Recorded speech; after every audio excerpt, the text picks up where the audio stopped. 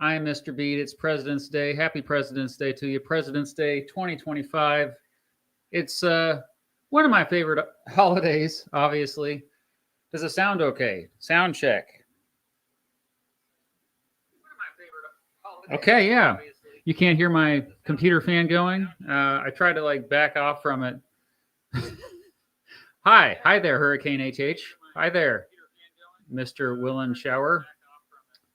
What's up? Well, we got some folks here from Twitch too. A reminder that I'm on Twitch. I'm simulcasting right now, but yeah, this stream is about my latest video, the presidential election of 2024. I released that on Friday, and so this is a follow up to that because, as many commenters pointed out, I left out a bunch. I mean, the whole point of the series is to make compact, easy to understand, digestible videos to explain every single presidential election in American history, all 60 of them. And if you're not aware of like the history of that series, I started making that series in 2014, and I did it chronologically. So beginning with the first presidential election in American history, 1788 into 89, George Washington defeated himself in that election. Oh, just kidding. Really bad joke. But yeah, that was the first episode. I started that in December of 2014, and I did every episode chronologically. And then I got done with the 2012 election on right before the 2016 election actually happened. And so I dropped the 2012 episode pretty much on election day 2016. That was the one between, Gary Johnson and Jill Stein. Oh, and also Donald Trump and Hillary Clinton. But yeah, after 2020, I just made the video. Oh, I'm sorry. Let me go backwards here. After the 2016 election actually happened, in February of 2017, I went ahead and said, I'll just go ahead and make the 2016 video. I think a couple of months has passed. The dust has settled. I think I can be fairly neutral about it. And so I made that video. And that one, to this day, the 2016 election episode is the most viewed episode of the series. It has like 1.4 million or something ridiculous. And so 2020, same thing, way different circumstances. But in February 2021, after the dust had settled, although a lot of Trump supporters were still very upset about that one, I made the 2020 election video. And yeah, here we are 4 years later. It's February 2025, and I just dropped the 2024 election video. And the last 3 episodes have been about the same amount of length, around 11 minutes, 11 and a half minutes. And they have been very fascinating elections. I would say, I mean, not just because we're living through it, because obviously we have recency bias. We just think we're living through historical times. Years, are we really going to look back on this decade and think, oh, that was the craziest decade ever? Probably not. But living through it, it's a lot. It seems more chaotic than it probably is. I would definitely say, though, like you compare the 2020s to the 2010s, 2020s are definitely more historic in terms of how many significant events and just how many things are changing so rapidly. So yeah, it was very difficult for me to make the 2024 episode short. Although that was my goal. I wanted it to be less than 10 minutes. It was only like a few seconds shorter than the 2020 episode. And the longest episode, like I said, was 2016. If you look at the earliest episodes, they're all like 5 minutes or less. I mean, I think the longest one before was like maybe 1992 or maybe 1860 or 1912, maybe 1876 or 1824. Those are the more exciting elections in American history, presidential elections.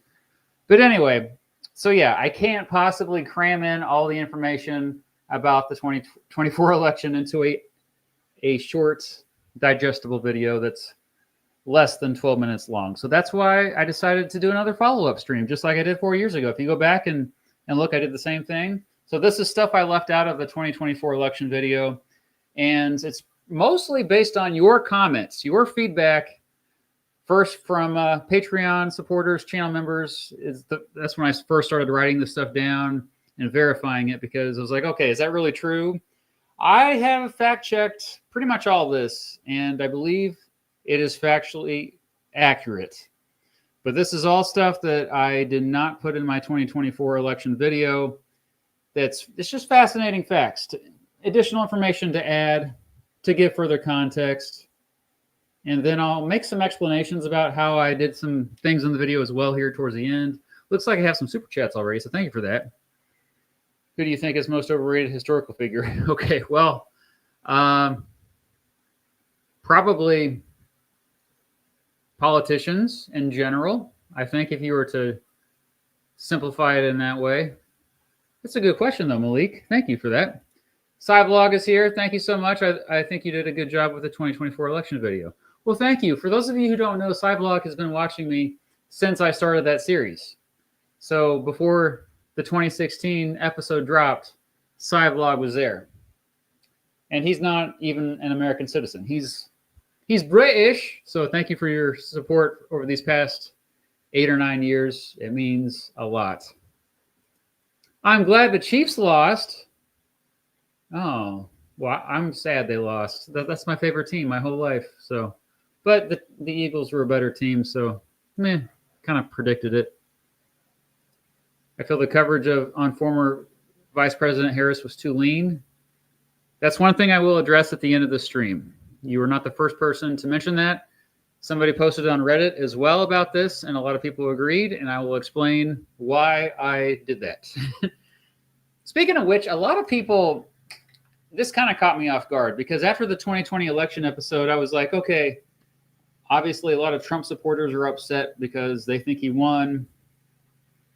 So I'm gonna go out of my way to be as objective and neutral as possible for the 2024 episode. I'm not going to be overly critical of Trump. I'm just going to list facts.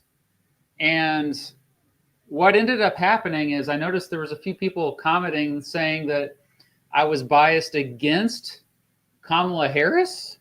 Like, people were talking trash that I didn't focus on Harris enough, or I didn't say enough good things about her or her platform, or I was too critical just in general. Like, dude, I can't make anybody happy. I swear. Like, I made the Trump supporters mad after the 2020 episode. Now I'm making the Kamala Harris supporters mad. And I say, I mean, obviously, you know, if you've watched me for a long time, I'm not a fan of Donald Trump. I said that if we elect him again, it's not going to go well. So people were still saying that I was biased against Harris with this episode. So it's just kind of proof that you're never going to make anyone happy, or everyone happy, I should say, anyone. Some of you were happy. Yeah.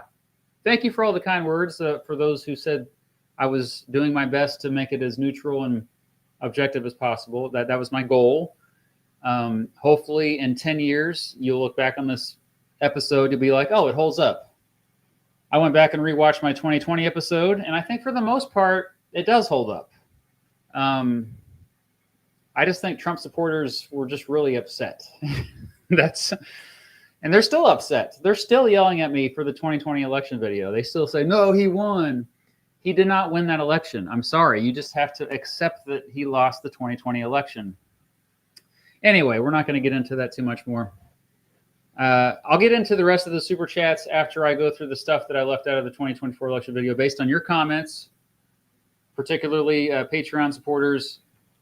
I started with them, and then there were some other comments I caught actually this morning when I went back and looked. So, okay, so I did not mention that J.D. Vance was the first millennial elected to either president or vice president.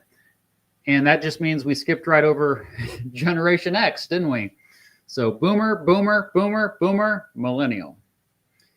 He's also the third youngest vice president in history. That's pretty amazing. I probably should have mentioned that. Also, this is the most important thing, but Joe Biden dropped out on National Ice Cream Day. Somebody pointed out, and that is very critical information that I failed to address. Obviously, Biden being a huge fan of ice cream. And so, was it a coincidence? I think not. Something else I left out was this is the first election since 1976 to not feature a Bush, a Clinton, or a Biden on the ticket in terms of the two major political parties. That fact is insane, especially considering the fact that Biden, remember, up until late July, he was in the running. It was him versus Trump. So that fact would have not held up if he stayed in the race, if he didn't drop out in late July to endorse Harris. So again, 1976, the 2024 election was the first since 1976 to not have a Bush, Clinton, or Biden on the ticket. That's insane. Yes, go ahead. If you're like processing it right now, I looked at it. It's true because you're looking at the president and vice president. Also, I didn't include that this was the first election since 1932 in which the losing party candidate did not flip a single county from the previous election. I will repeat this because this is almost 100 years that this has not happened before.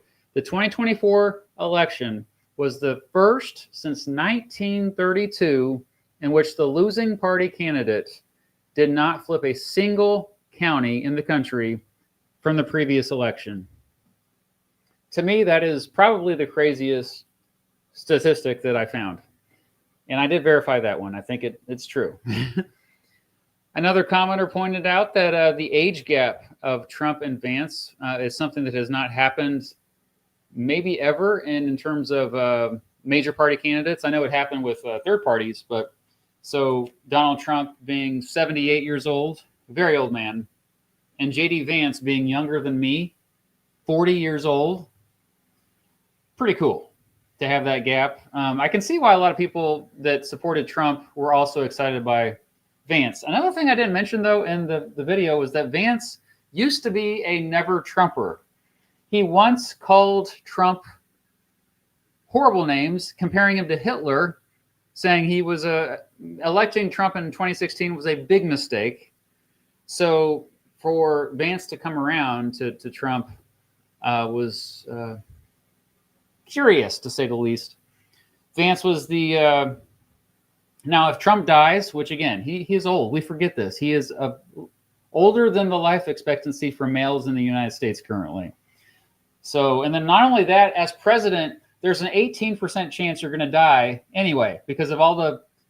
It's the most dangerous job in the world, being the president of the United States. Okay, so based on that, if Trump dies when he's president, Vance, considering like it may not be until later in the presidency, but if it's in the next 2 years, Vance would be the youngest president in history, being younger than even Teddy Roosevelt, who was 42 when William McKinley was assassinated. So that's another weird thing to think about. Also, Trump was the first Republican to win the popular vote in 20 years. The last time that happened was George W. Bush in 2004. Also, Trump is 2-0 against candidate vice presidents named Tim. I thought that was an interesting fact. Tim Kaine in 2016, Tim Walz in 2024. This was the first election in which the party nominated vice presidents in 2 consecutive elections. So specifically, we're talking about the Democratic Party. In 2020, they nominated Joe Biden, who was a former vice president to Barack Obama. And in 2024, the Democratic Party nominated Kamala Harris, the vice president for Joe Biden. So the first election in American history in which and I didn't verify this one, but I'm pretty sure it's true, the first presidential election in which a party nominated vice presidents in 2 consecutive elections.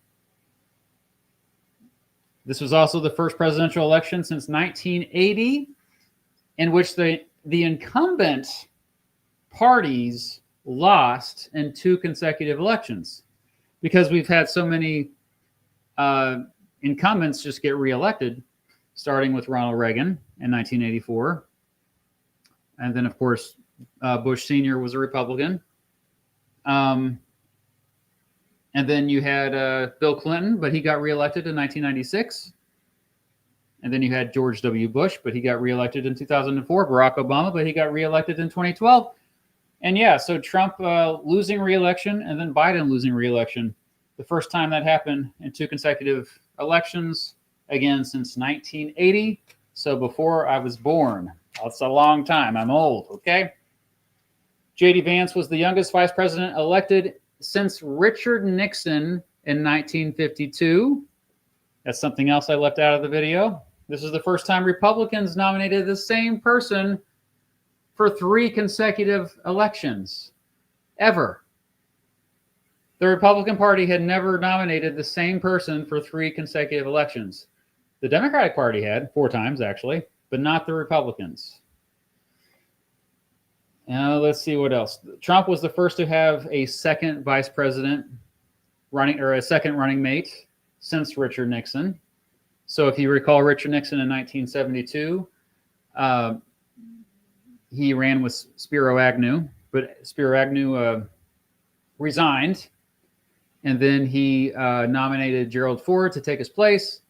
Congress approved, and so he had a different vice president with Gerald Ford, who ultimately took over after Nixon resigned. So yeah, now Trump this time with a new vice president. This is the first time because of Vice President Mike Pence.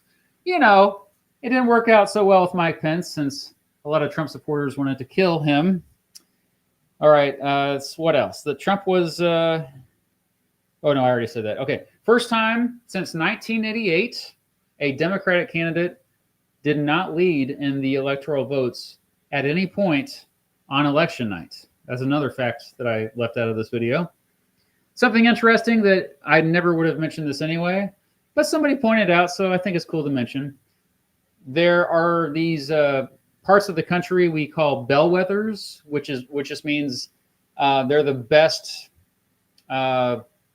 predictor of how an election is going to do, how an election overall is going to go. So based on how they vote, usually is how the entire country votes. And so that's kind of a good place to put your finger on the pulse. A lot of times political strategists will look at these bellwether states, or usually counties.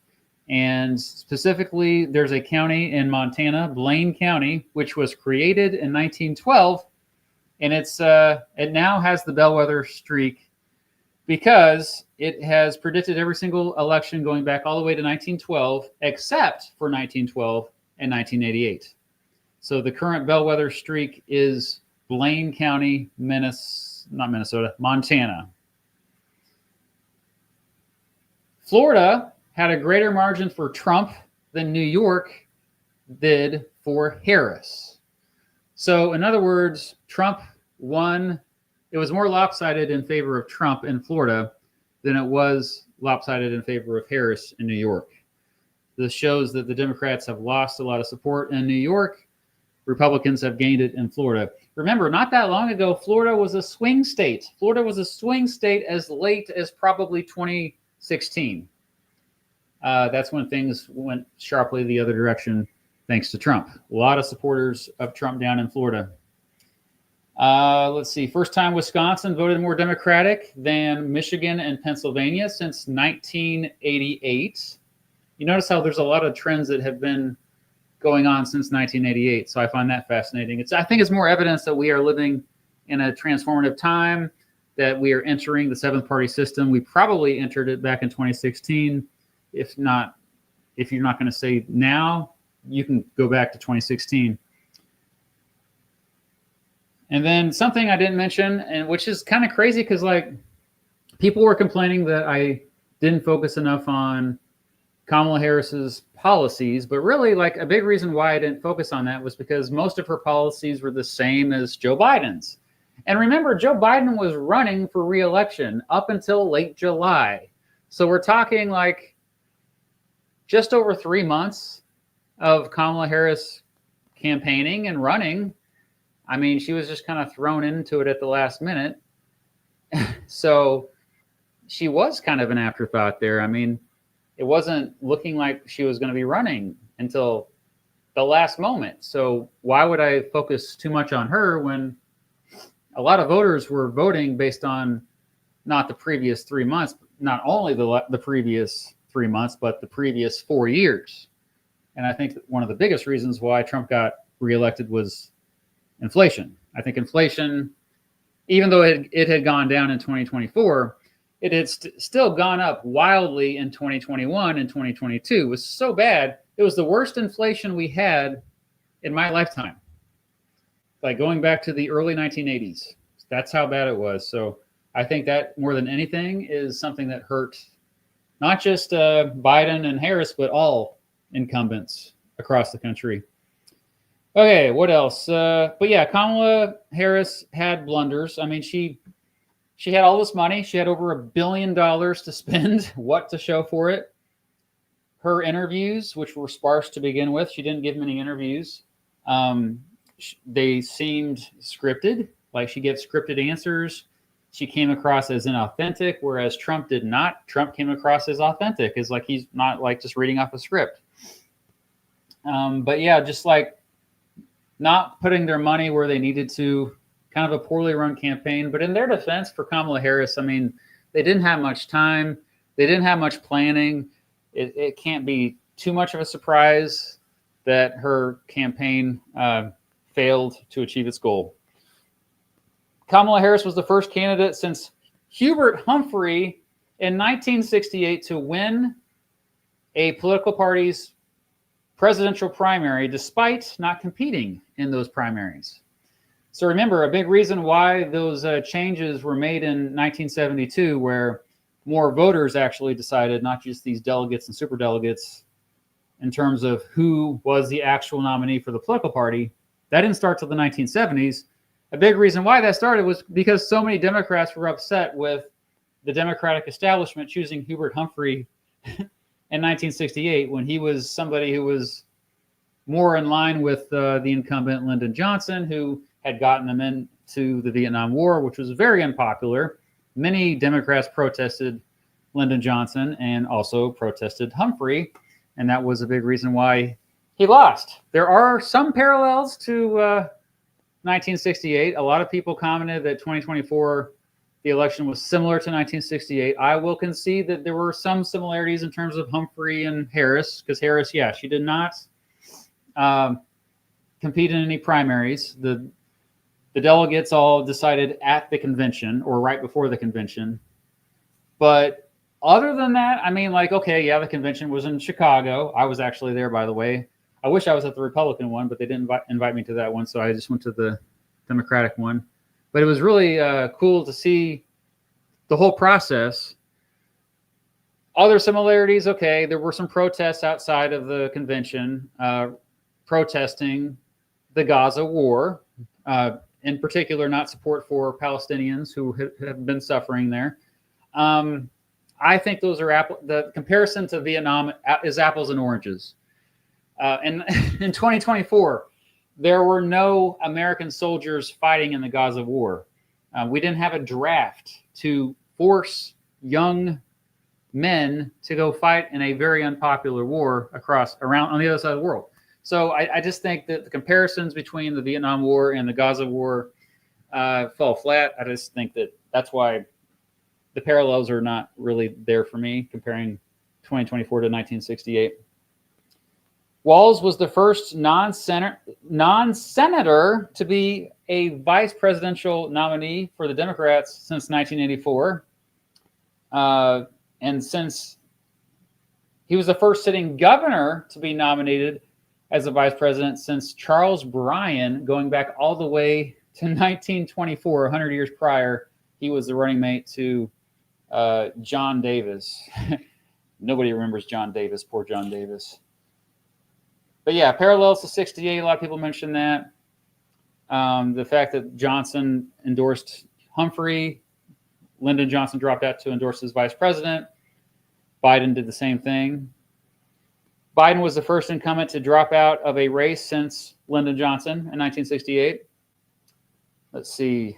What else did you mention? Nevada went Republican for the first time since 2004. That was a big development, but probably something I wouldn't mention anyway in a normal presidential election video. This presidential election was the first since 1976 in which all 50 states and DC shifted to the same party. That's quite remarkable to me. The first election since 1944 in which the winner won 2 elections with a different vice presidential candidate. Jason Palmer, I got to give out a shout out to him because he won American Samoa. That's kind of a joke, by the way. I'm not going to mention that in the video, but yeah, Jason Palmer was running for the Democratic nomination against Dean Phillips and Marianne Williamson and, of course, Biden. And he actually did win American Samoa.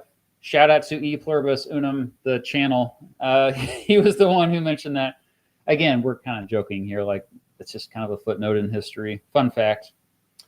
Okay, I got a lot of confusion about Trump's popularity. A lot of people commented. These are predominantly Trump fans. You know, a lot of Trump fans, I think, they fail to see their own bias. And so I want to explain this to them.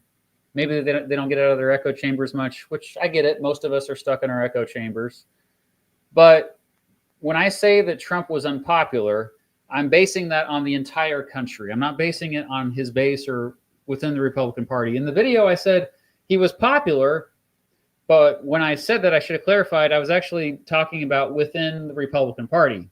Because remember, there were several people that ran against Trump for the nomination for the Republican Party. Nikki Haley and Ron DeSantis were the 2 I mentioned, but there were several others that did as well. Most of them, you know, still sucked up to Trump, like Ramaswamy, Vivek Ramaswamy. Others, like Asa Hutchinson, did not stick up to Trump. He said, no, I disagree with January 6th and all this. And he quickly got booted out of the contention because, yeah, like it was Trump's party. Everybody knew he was going to win.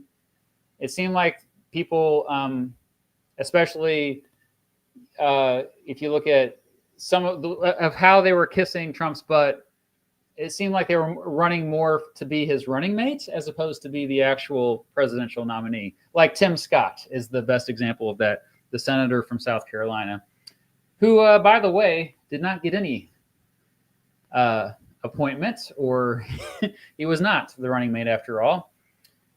So yeah, in terms of Trump's popularity, you just have to remember, I compare it to the general population. So his approval rating has rarely been more than 45%. If you can't even break 45% in popularity, you're not popular.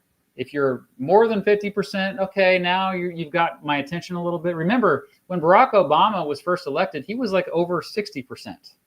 So we can't just say, oh, this is a mandate. Trump is very popular. No, he's still very controversial.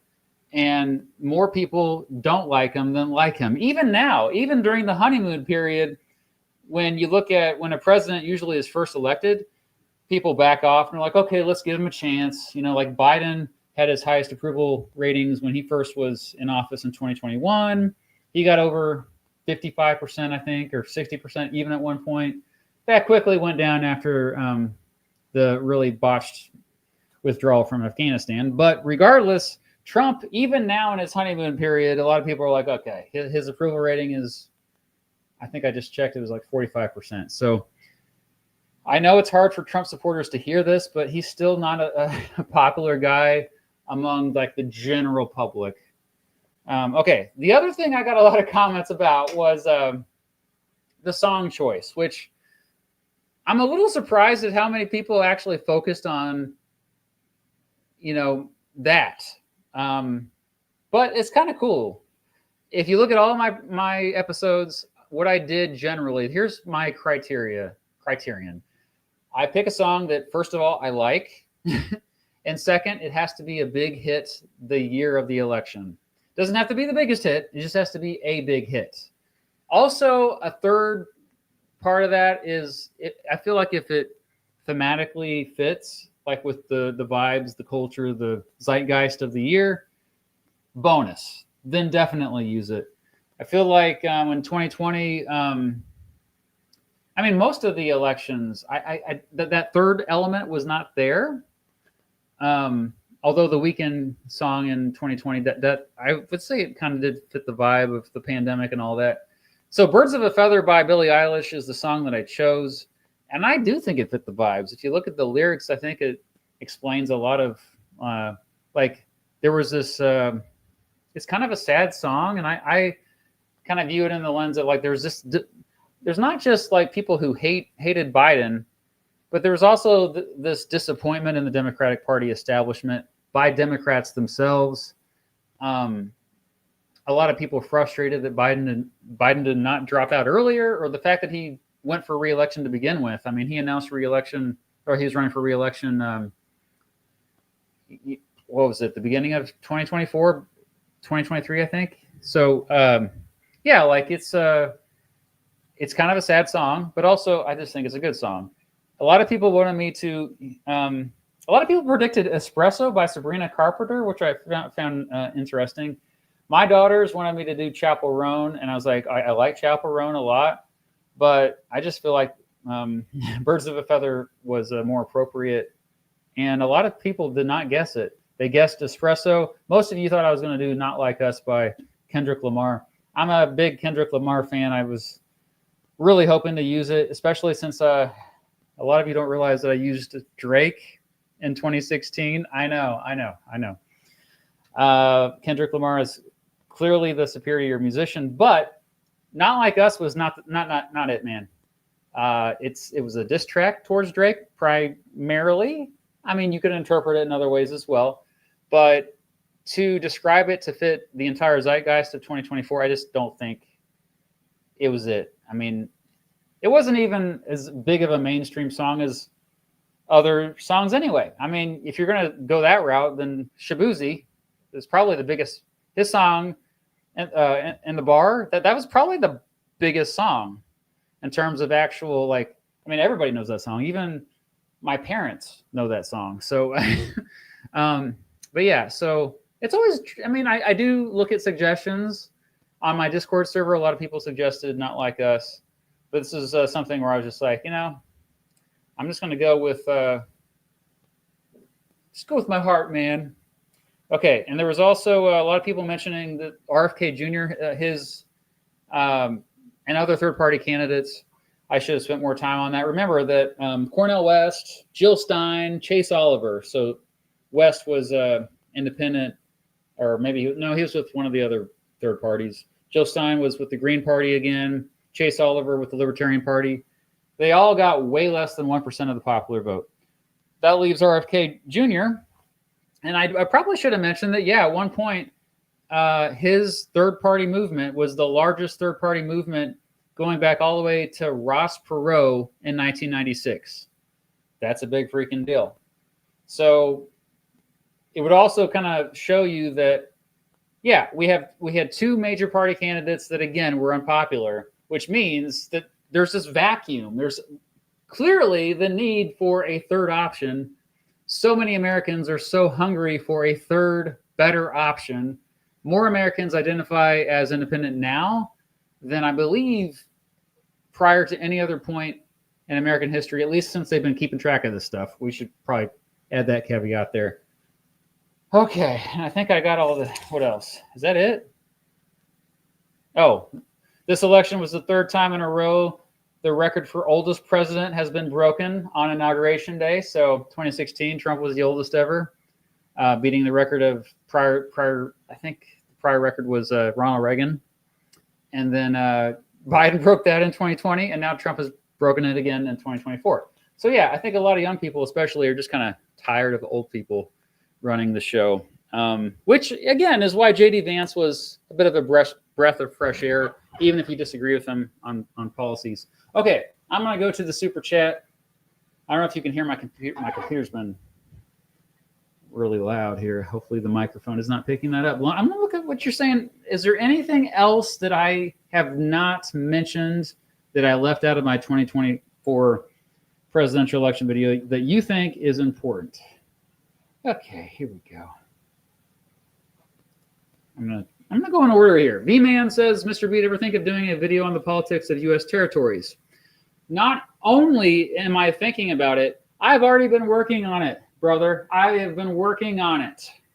I interviewed a congresswoman from one of those territories. I don't want to spoil it, but I've already done that. I already recorded the interview. I have a video about all of the territories coming up. I see far too many on the left oversimplify the notion of status issues. Yes, they do that. Definitely. I'm going to bring that up as well. Well, welcome back. Thanks for the super chat. Thank you, Nelson. Eric Adams scandal. I don't know if I'm going to cover that anytime soon. Since 2020, have you moved further to the left? Probably so. Yeah, I used to be a very conservative guy when I was younger. When I say younger, I mean when I was 18 years old. I'm a lot older than that now, so. But yeah, the older I've gotten, the more I've moved to the left. But it's important to say that that's not on every issue. There are some issues where I'm pretty center, or actually to the right. And I've done a political. I did a live stream a while back where I took different political quizzes, and you could all see my rationale for answering the way I did. I think it's probably time I do that again, because that was a few years ago now at this point.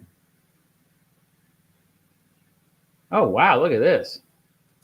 Thank you so much. I always strive for greatness. Very kind of you.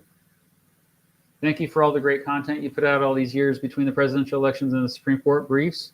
All are so well made. Thank you so much for all you do for this niche of content. Well, thank you so much. That's really nice of you to say that and to donate. I appreciate that very much so. Sam says, can Trump do whatever he can to run a third term? No, if he tries to run for a third term, or he tries to stay in office, I think a lot of Republicans will turn against him. But, doesn't mean he won't try. Thank you for that super. Actually, you probably had a comment, didn't you? You just accidentally clicked it early and then forgot to comment. That happens. But thank you either way. There's Alex. Hello. Where do you think the Dems will go from here? Populism. They have to, unless they're idiots, which they could be. They made big mistakes in 2024. They were on the right track in terms of their housing policies, I think, and like being for YIMBYism versus NIMBYism. So I think that the Democrats have adjusted somewhat already. However, like the rhetoric is not populist enough. They're still viewed as the establishment party. They're still viewed as the coastal elite party, the Ivy League party. They have to get that image of them out of there. You need more working class Democrats that are rising up to public office. So people that have actually worked with their hands. That's what you saw with Dan Osborne running for Senate in Nebraska, which he was technically a independent, but he probably would align more with Democrats than Republicans. But I think that's the future for the Democrats. I think you're going to have more people like that, so that they don't appear to be out of touch, because they still appear to be out of touch with most working Americans, whether it's true or not. Policy aside, I'm talking about rhetoric. Good to see you, Alex. V-Man again. I say that because as a Puerto Rican, way too many oversimplify the Puerto Rican status issue. Yeah, you're always bringing up fun and not so fun Puerto Rican facts on here. This is the issue that has torn friends and family apart and cost lives. I think if you should email me, and maybe I'll get your perspective as I continue to make this video. All right, thank you for this. Action item: Florida is holding special elections this year in April that could flip the House of Reps to majority Dems. Specifically, the 1st and 6th congressional districts are needed to stop Doge. Okay, thanks for bringing that to our attention. Oh, well, thank you. You look cool too. Your PFP's cool. I don't know what you look like, but Stephen, thank you. The Time Magazine's February 2021 article on the shadow campaign reminded me that if 2020 hadn't been fortified, Trump would have ended his second term this January 20th instead of starting it. Yay for fortification. Yeah, that's an interesting thing to ponder. I think. I mean, I don't know what you're talking about that as far as that article, but as far as the overall point that how would things be different if Trump just won re-election the first time? Like if the pandemic never happened, I do think he would have won re-election, because if the pandemic didn't happen, there wouldn't have been this huge economic recession. And I think all these other things that are related, tangential to that, I just think that because of the chaos of 2020, it was a scary time, scarier than now, I would say, even that you had so many people that, yeah, we need somebody else in there. Biden, okay, you're familiar. You should take his place because things aren't going so well. And yeah, like it'd be interesting to see where we would be now, because I think the biggest difference was like having Trump run for re-election in 2024 versus 2020 means in 2024, he's been through 4 years of not just political attacks, but he's now being sued more. He's being accused of felonies, dozens of felonies, and all these court appearances. He's facing prison time because he's convicted of some of the felonies.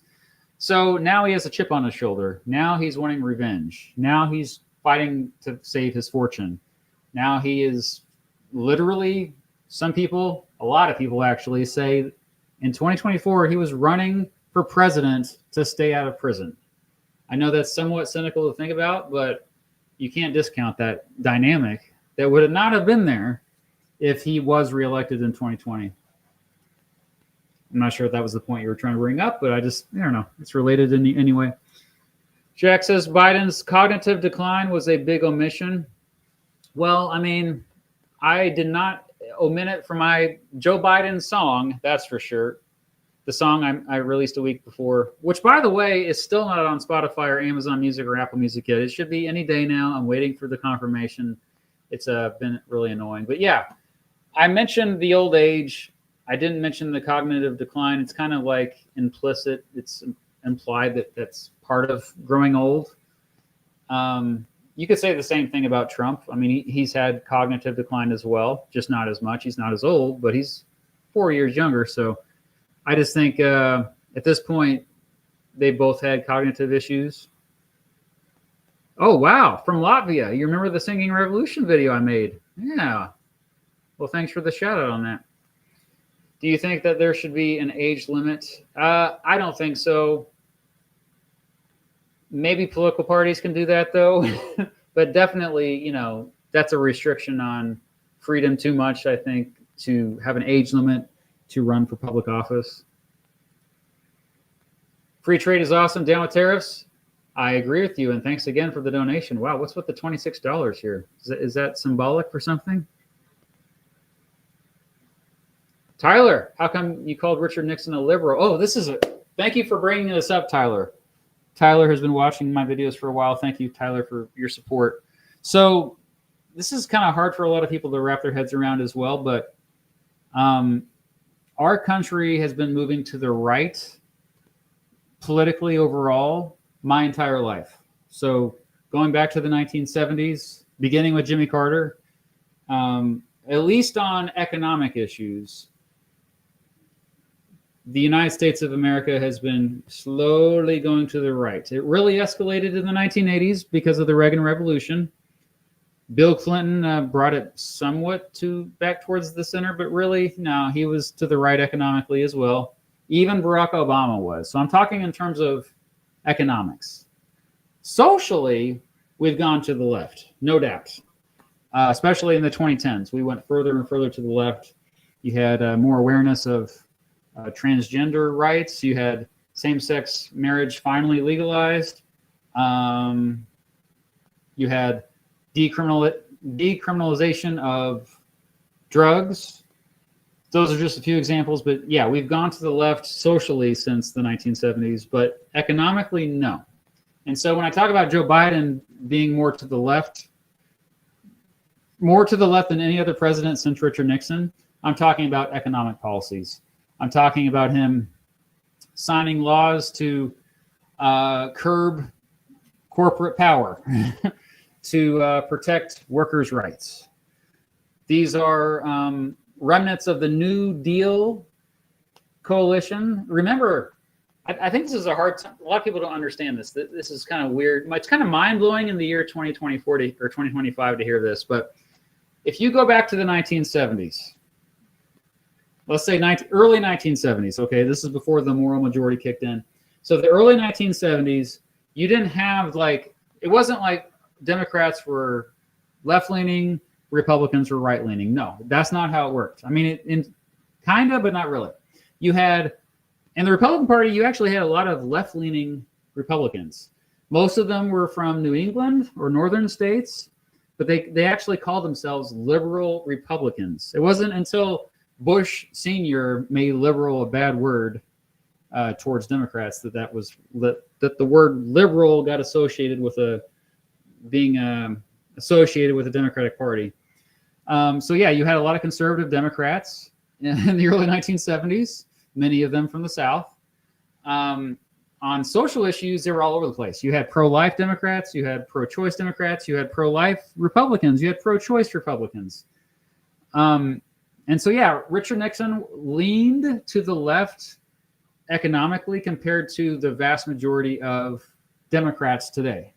I know it's weird, man. I know it's weird to say that, but if you look at Richard Nixon's policy, he wanted much more federal government control over the economy. He actually called for universal health care to a certain point. He called for universal basic income.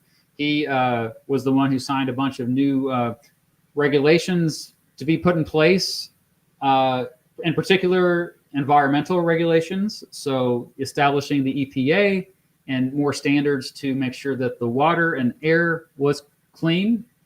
So yeah, Nixon, it surprises a lot of people to hear that. Times have changed. So hopefully that makes more sense now, Tyler.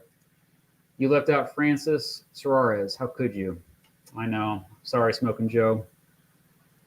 Kind of funny how the only people to lose to an ex-president are a Harris and a Harris, especially considering the whole President Harrison. Oh yeah, if you don't know about the Harrison curse, it's really Tecumseh's curse is what it's called. I have a video about that. But every president elected in a year ending 0 faced death while being in office. But that ended with Reagan, who escaped death when he was shot in 1981. Biden survived as well, amazingly. He is now finally retired. It's always a vibe when Mr. Beat live streams. Well, I hope it's a good vibe. Player Nozick says, sad that some Americans seem to care more about their petty grievances than the wealthiest guy on the planet dismantling basic social services while he rakes in $8 million a day from government contracts. Yeah, I'm not going to really say much on that, but that's a astute observation there. Rasputin, Jesus. That's their username, Rasputin Jesus. Thank you for the super chat. The impact of the libertarian vote isn't talked about enough. Party's ticket was so unpopular, they went to Trump and RFK. Both were at the LP National Convention promising to free Ross Ulbricht. Yes, that Free Ross campaign, they catered to that. Just the fact that, like you said, they showed up to try to cater the libertarian vote. Although I remember Trump showing up at the Libertarian Convention, and people were booing him, and he started talking trash about them. He's like, "Oh, fine, I don't need your vote anyway." So that was not a good look. But yeah, over the fact that he showed up, that was something. I mean, Harris would never have showed up, or Biden especially. So yeah, you could definitely say the Republican Party has made much more efforts in recent years to cater to libertarians with a lowercase l. Me being I still identify as a libertarian. Which is kind of weird to some people to hear as well. But I think generally a lot of those ideas have been kind of co-opted and morphed. But I think generally what it means to be a libertarian is you think that the federal government should not be doing that much in general. And yeah, we're seeing with Doge that I guess some libertarians are happy with how it's going. What they are our cutting though has been questionable. I'm not seeing much cutting to subsidies. Although Trump did say he's going to look at military spending. We'll see if that actually happens or not. But I mean, yeah, I can see why some libertarians are getting excited right now with the potential. Thanks for bringing that up.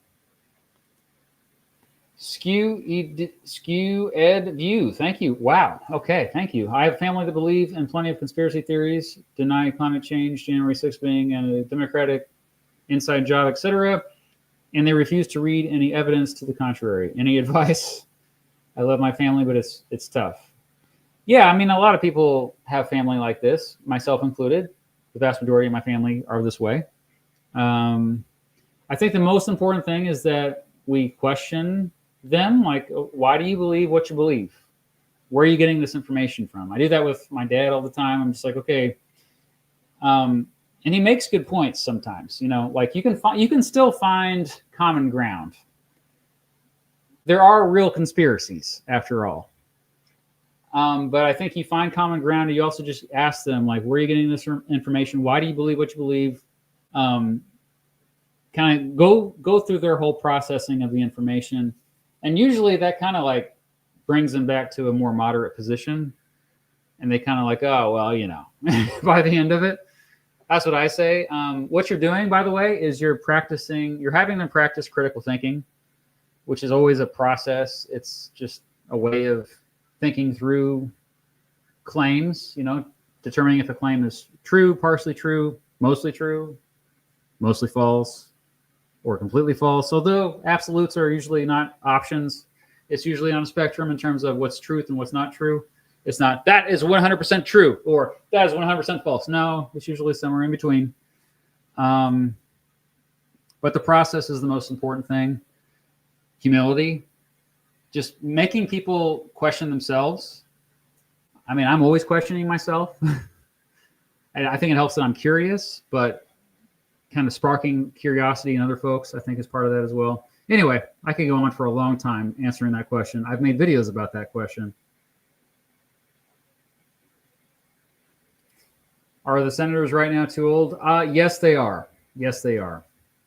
Anthony, it's also the first election where 2 former presidents participated in a debate. It sounds crazy, but if you think about it, it's true.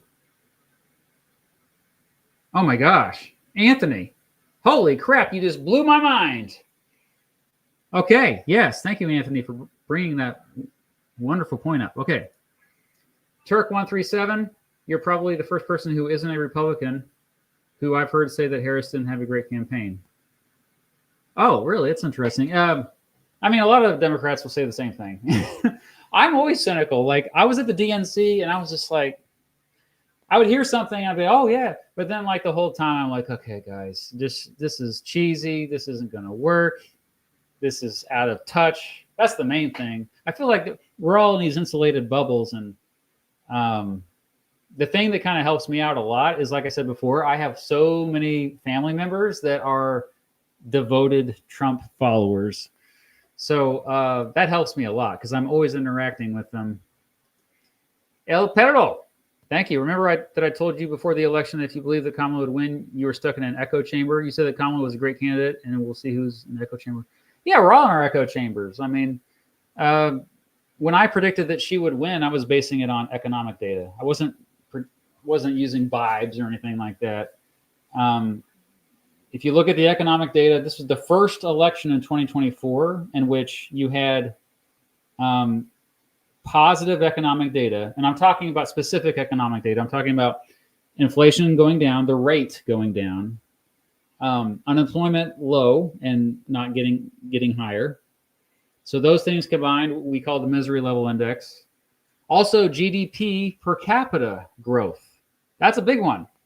Not just GDP growth. GDP growth is always, the GDP is pretty much always growing unless there's a recession or a depression. GDP growth per capita, GDP per capita growth was positive. And so to me, I was like, okay, this has predicted every presidential election correctly, going back all the way to World War II. And that's why I was like, okay, well, it looks like Harris is going to win here. I still thought it would probably be pretty close, but at the same time, I was like, Usually the economic data doesn't lie. You can throw everything else out. I bet you the economic data will still predict the next few presidents. This is just one of those weird anomalies. So yeah, like, but El Perro, I'm glad that you're here because that means you're not always in your echo chamber. Zachary, Trump won 312, Kamala won 326. You mean 226? The worst performance for a Democrat since 1988. Oh. I thought that John Kerry did worse, but maybe I'm wrong. Okay, interesting. But not for popular vote, though. Remember, Bill Clinton had less in the popular vote than Kamala Harris. Less percentage in both 1996 and 1992. So remember that because of the Ross Perot effect. So that's a little misleading. Anthony again. This is the first time states try to make a major presidential candidate off of the ballot since Abraham Lincoln in 1860. I don't know about that, but I'll look into that. Kai, RFK Jr. followers don't get enough credit. Mega Maha. Yeah, I mean, I did a live stream where I talked to RFK Jr. followers. If you want to go back and watch it, I did it, I think, last August. But I agree. How are you feeling right now about the midterms? It's too early to tell. I think it's way too early to tell. You left out Tim Walz boxing debate polls turn. You're probably not going to want to hear this, Mr. Tito, but which awesome username, by the way, Tito Jackson. But vice president debates don't matter that much. We don't remember them. They're forgettable. I bet you most Americans have already forgotten about that debate. So, yeah.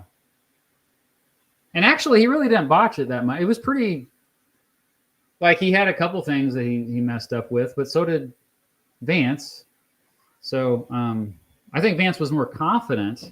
Walz was a little bit too nice in there. Maybe that's what you're referencing, but it was kind of, it didn't really matter. Why bring it up? Stephen, if deep blue states had successfully passed their partisan national popular vote interstate compact before the 2024 election, just how many EC votes would Trump have added to his score last November? A lot. It would have been a true landslide because he won the popular vote. Yeah, that's an interesting question to bring up for sure.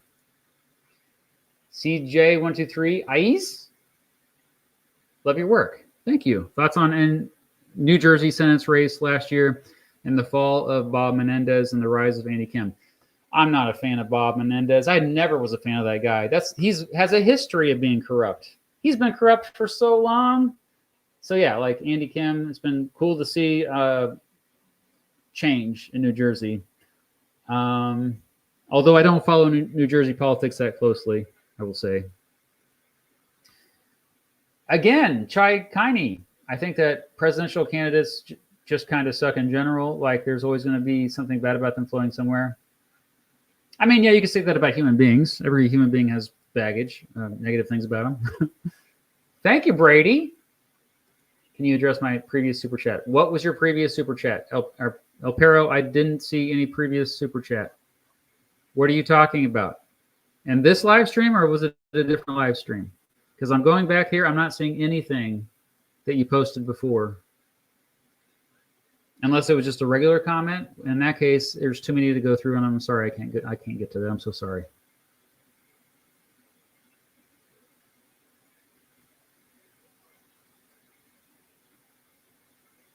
I already told, yeah, the one you had, the one that I addressed. I addressed this one. Is that what you're talking about? I already addressed that. Okay. Oh, where'd I leave off here? Let's go with Supa Playa. Oh my gosh, look at all these. Holy crap. Thank you for all the support. Yeah, Super Player says it's a great day when Mr. B streams on President's Day, which also falls on my birthday this year. Keep up with the good videos, Mr. B. Well, happy birthday to you. That's pretty cool that your birthday's on President's Day. Sometimes my birthday's on Election Day. The next time that happens for a presidential election is 2040, unfortunately. Wyatt, thank you. Who thinks every state should be divided into congressional districts? Oh, so essentially what that means is that you would have proportional representation. You'd have multiple representatives in one district, and then maybe ranked choice voting or star voting to determine those, some kind of system that can look at it per percentage of the votes and then divvying them out. Yeah, I think getting rid of congressional districts is definitely something worth considering for sure. Chase, who do you want to see run in 2028?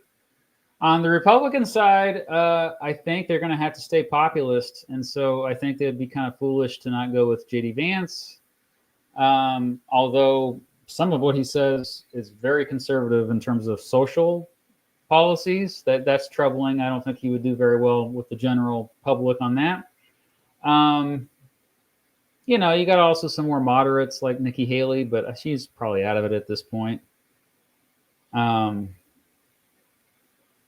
I could still see Tulsi Gabbard running for the Republicans now in 2028. I'd be fine with that. As far as, although guys, Tulsi Gabbard leans to the left on most issues, unless she's completely changed her opinions, and I just don't know about it. Anyway, on the Democrat side, they can't go with somebody who is in Congress right now, and probably not a governor either, and definitely not somebody who's on one of the coasts, West Coast or East Coast. So no coastal elites, somebody from the Midwest. Some people are saying Pete Buttigieg, but he still kind of comes across as somebody who, I've seen him speak in person a couple times, and he still is somewhat like too polished with the way he talks. He doesn't come across as authentic enough, but he is from the Midwest. Also, I think AOC actually is probably the best chance that the Democratic Party has. Somebody with youthful energy and is more authentic and kind of more to the left, which would resonate more with younger voters. Otherwise, people saying Gavin Newsom, I just don't see that happen. I think so many people hate Gavin Newsom outside of California. I just don't see that being feasible for the Democrats. Do you think Biden could have won? No, Logan, but thank you for the super chat. How about a detailed video on oligarchy? I did a video about every type of government, and I did go through oligarchies in that. I'm thinking about instead doing a video specifically on kleptocracies, since I haven't covered that specifically yet, and so there's some overlap with oligarchy there.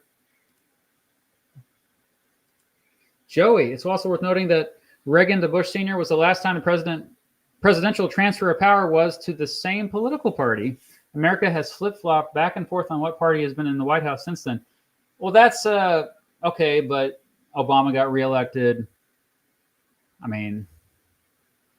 Bush Jr. got reelected. Bill Clinton got reelected. So I don't know if that counts or not, but 8 years maybe being the difference of 4 years when you go back and forth. But it's kind of how all of history has gone if you really think about democracies. Adam, the response to Trump was for the DNC to move further left, which I believe led to a loss of the moderate votes. The refusal of the left to have an open primary, I think, further split that divide. Okay, Adam, your second point I agree with. I do think that them not having an open primary did hurt Harris and the Democratic Party overall. Your first point I disagree with. I think they did not go further left. I was there. You could tell they were reaching out to Republicans or former Republicans. Especially the never Trumpers. There were so many Republicans at the DNC. Many of them I spoke to. I was like, why are you here? They basically all just had one thing in common. They didn't like Trump.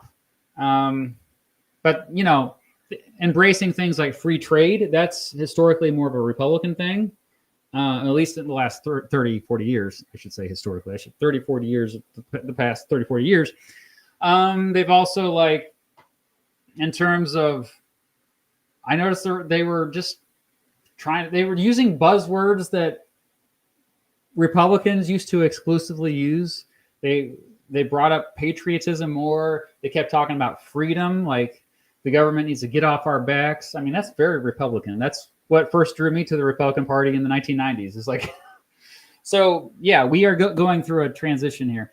I would say Democratic Party overall is not really that left as you probably believe. They're pretty moderate. The Republican Party has moved to the left a little bit on social issues, but they've actually moved to the right in terms of issues like federalism and the economy. And some of them actually within the Republican Party want Christian nationalism.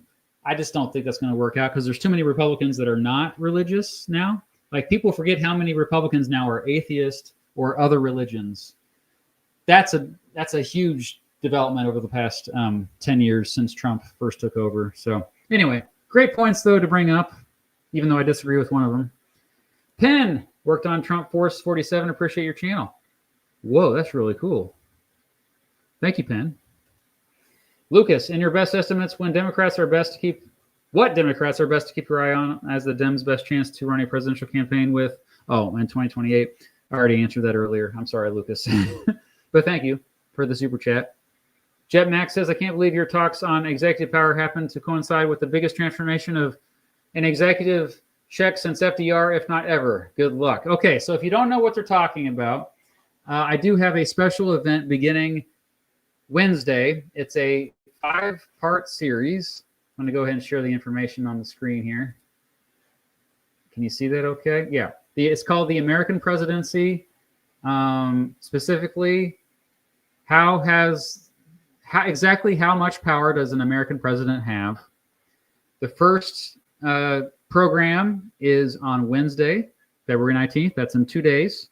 I'm very excited to host my good friend and fellow YouTuber, William C. Fox, who runs the channel Exploring History. He has a political history channel, but he focuses on world politics as well, not just American politics like I do.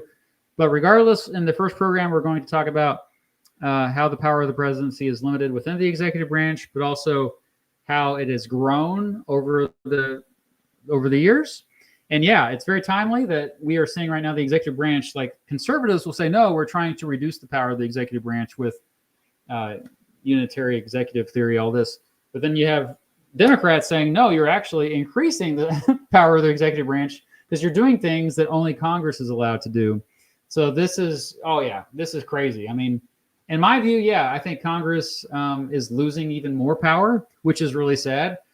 The Constitution clearly states that, in all interpretations of it by the founders and all the people that voted for it, for ratification to begin with, all say that Article 1 says Congress should have the most power.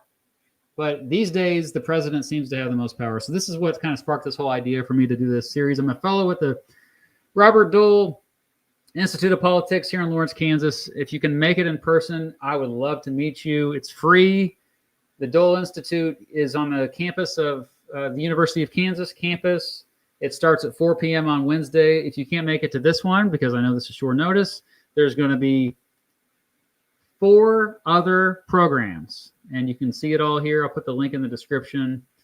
So that first program, we look at the executive branch exclusively. The second one, we look at, I'm going to be with Heimler of Heimler's History, Steve Heimler.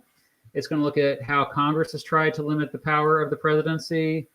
That will be a week from Wednesday, so on the 26th of February. The next one will be on March 12th, where I look at the judiciary, mostly federal courts and Supreme Court. The fourth program will be looking at federalism with my friend Andre Dutra, also has a YouTube channel. Same name if you look it up. It's also American political history focused, similar to mine. He's great. And then the fifth and final program will be in April 9th. I'm going to have special guests Walter Clapp and Sarah Wolk, who I've collaborated with on videos in the past. We're going to look at how the voters limit the power of the president, looking at things like the Electoral College, as well as voting reforms at the state and local levels, like ranked choice voting or approval voting or star voting, other ways to fix gerrymandering and other reforms proposed to make our vote stronger. So anyway, I'm excited. If you can make it, great. It's free. All of them are. If you can't make it, it is also going to be live streamed on the Dole Institute of Politics YouTube channel.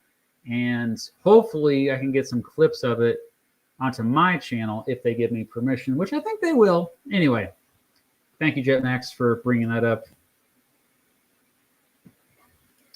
Jake, do you believe in utopianism?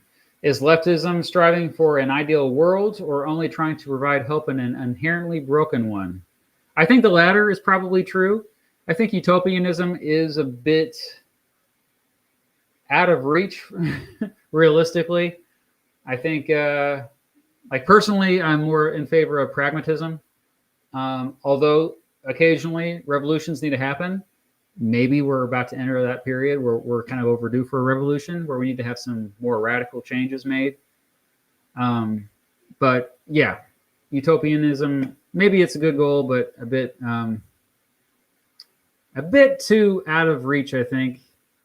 Because like, what is utopianism? It's like true egalitarianism. It's true equal opportunity for all. Are we anywhere close to that? I mean, well, we're closer to that than we were 50 years ago for sure. But progress takes a lot of time. Why didn't you pick I Had Some Help by Morgan Wallen as background song? I don't know. It's a good song, but I explained my pick earlier. I think the main thing is that I just felt thematically it fit the general vibes of the year than any of the other hit songs, especially the other hit songs that I like. Man, another one. One day you should watch Oversimplified. I've seen all their videos. I got to meet him once. That was pretty cool. Dan the Man, hello. I loved your Pardon Power video and the detail and history behind it. We'll love a series on a breakdown for each amendment and the history behind it. I've been trying to do that for so long, dude. I've been trying. One of these years, I'm going to do it. And I actually want to make a course. YouTube now makes it so you can create courses with your videos and embed questions, just like you can with Edpuzzle and other platforms. I am totally aiming to do that. The first course, though, will probably be an AP Gov Supreme Court course, because I have videos about all the AP Gov Supreme Court required cases they need to learn anyway. So I was like, I'll just incorporate that. But yes, thank you for the suggestion, Dan, and the super chat.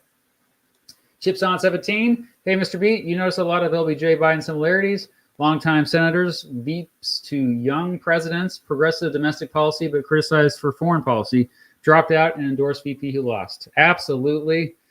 I would just say the difference, though, was LBJ had a much more cooperative Congress. Not only did he know a lot of them because he was in Congress, he was the Senate Majority Leader in the 1950s before he was vice president, but also like the New Deal coalition was stronger back then. The two major political parties were not as radically different as they are now. Although I will say that in some ways, the two major political parties are becoming more alike again. I think populism is rising in both of the two major political parties. Actually, Rome says, thank you for your content. Love learning history. My only good subject at school. We are living in another populist era, baby. Yes, we are. I've been saying it for years. If you go back to my live streams from 2016, I was saying the same thing back then. So I'm glad to see that it's actually, I feel a little bit vindicated by that. Faith, hello. Thank you. I grew up liberal and my boyfriend grew up conservative. And your video have really helped us bond over issues we agree on and presidents we both love. Yes. Love to hear it. I hope that you're both kind of more similar now with, my political views are always still changing. So I think that's the main thing, is that you're curious and you continue to want to learn and you're not so ideological. That's the main thing. Ideologies, zealots, I have very little patience for zealots. Okay. It's like, you can't be that passionate about something. That just means you don't know enough about the world if you're that passionate about doing things a very specific way. Anyway. Logan, do you think Trump will serve his whole term? I have speculated with this with friends. I think it would not be that surprising for him to, after the midterms, just say, I'm going to resign. I trust Vance. He's got it from here. As long as Vance pardons me. That would have to be the one condition that Vance is like, dude, I'm going to pardon you. Don't worry. You're not going to prison. You're not going to have to pay any money. you're protected. And then, yeah, I think Trump will definitely drop out early if he can trust Vance enough. I think that's really what Vance is hoping too. By the way, I think Vance this whole time has just had his eyes set on being the president, and who knows what he really believes? Because I think half the time he's lying. I don't think he believes half of what he says. I think a lot of times he's just trying to say what he thinks Trump supporters want to hear, or what his supporters now want to hear. Most politicians do that, though. It's okay. It's okay. It's not okay. It's not okay at all, but it's the way it is. Sorry. It's not okay. Turcolini, love the continuous content. Been a fan since 2017. Well, thank you for your support for so long. That's really cool. Thank you. Firestorm, hi, Mr. Beat. Love your knowledge and the way you present your facts. Do you think Trump is trying to dismantle the government out of spite? No. I think he's mostly just trying to make people happy. The people around him are telling him to do it. I think partially, yeah, he wants revenge against, like he does have a chip on his shoulder still, and he wants to get back at the Department of Justice, but only, now that the Department of Justice is on his side, it's like, okay, well, you work for me, you do my bidding, then we're cool.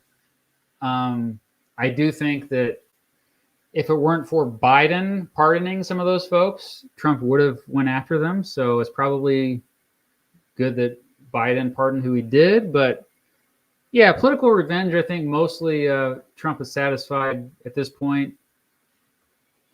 It's other people around him, I think, and it's not out of spite. It's truly ideology. You got to remember, unitary executive theory is a thing. We're going to talk about this a lot at the program on Wednesday, is the fact that there are people that truly believe that if you just shrink the bureaucracy within the executive branch, then that means Congress will have power once again and they'll do their jobs.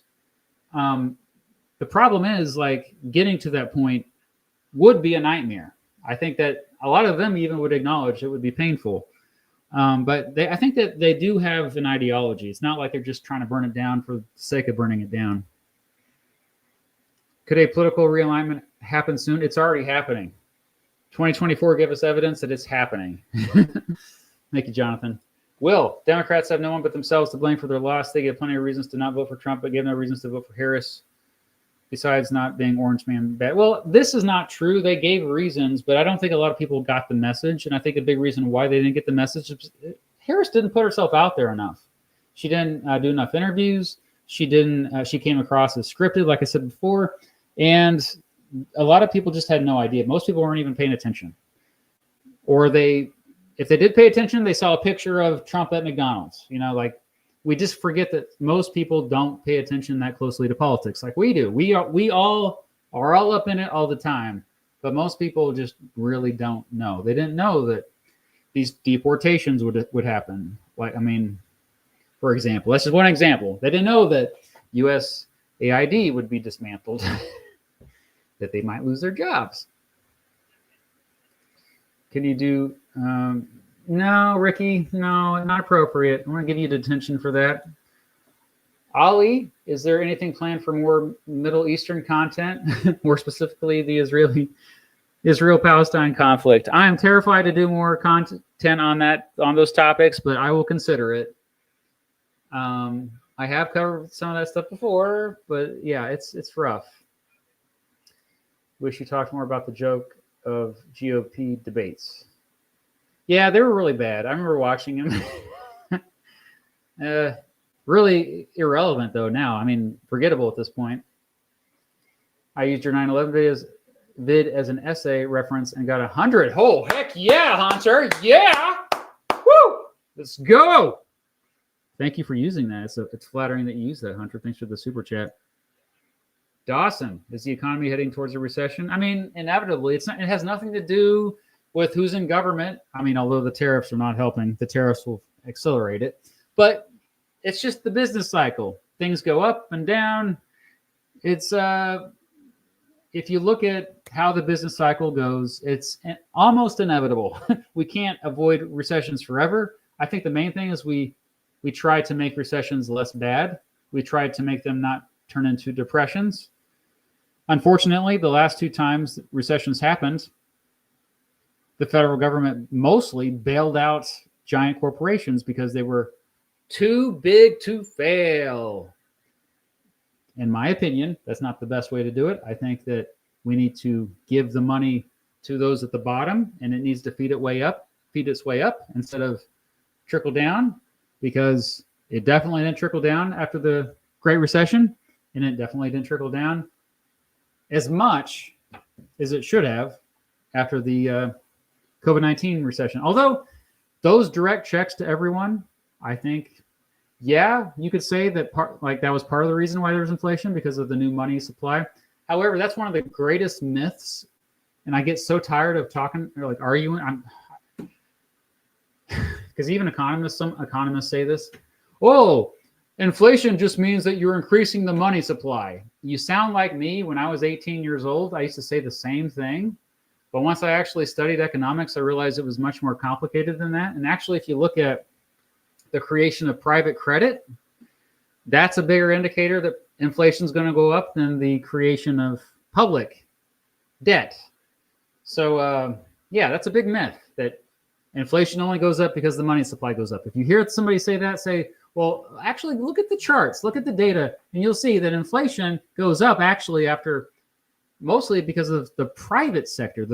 Private banks are loaning out more money, and they're doing that in response to the fact that more individuals and businesses are wanting to spend more money. It's really that simple. Like, the government is almost always the last to the party. They're always reacting after everyone else. And especially when it comes to technology, which has been pretty embarrassing lately with all the old fogies in there. Like, oh, tell me about the TikTok. What is this TikTok? Master, first love your videos, but I feel like you were more willing to call out the right's errors than the left's. Well, yeah, because there are more errors on the right now. What do you think of CBS editing Harris's interview? They just released the whole thing. You can see the whole interview. Master, it's time for you to examine your own biases. I've acknowledged I have a bias towards the left lately. When I say the left, I mean left-leaning causes. But yeah, like, of course, I'm more willing to call out errors that I see. Like I do it on social media. I'm usually calling out politicians that lean to the right more than those who lean to the left, but not always. But yeah, of course, like everybody is biased. You have to understand this. You can't just pretend like you're above it. Nobody is above it.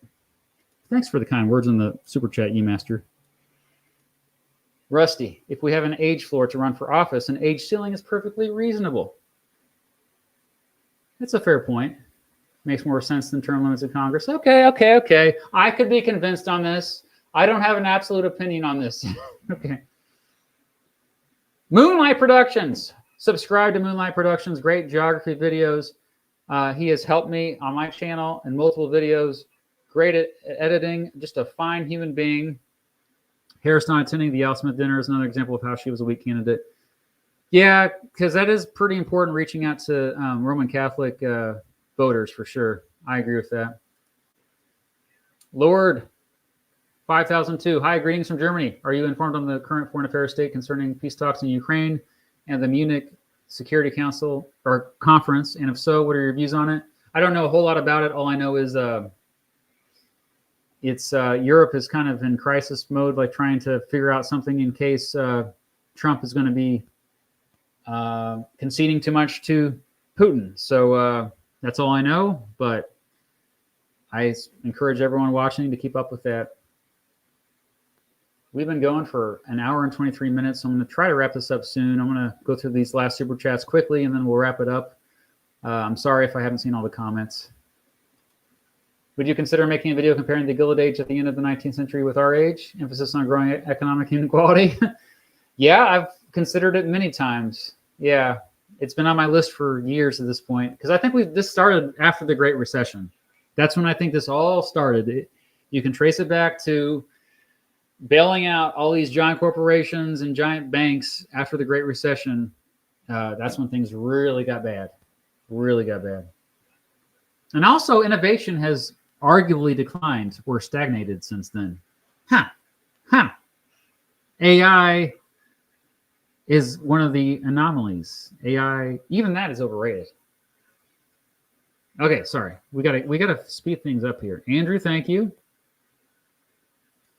What are your thoughts on the comparison between Trump and Hitler? They're still far fetched. I did a live stream about this in 2016. But yeah, like you could say that Trump is fascist adjacent for sure. But I don't think he's quite as conniving as people think. I think he just mainly thinks about himself.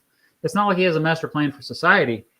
It's just a master plan for himself. Whereas if you look at fascist leaders of the past, I think they were thinking more about their legacy in terms of all of society more compared to Trump.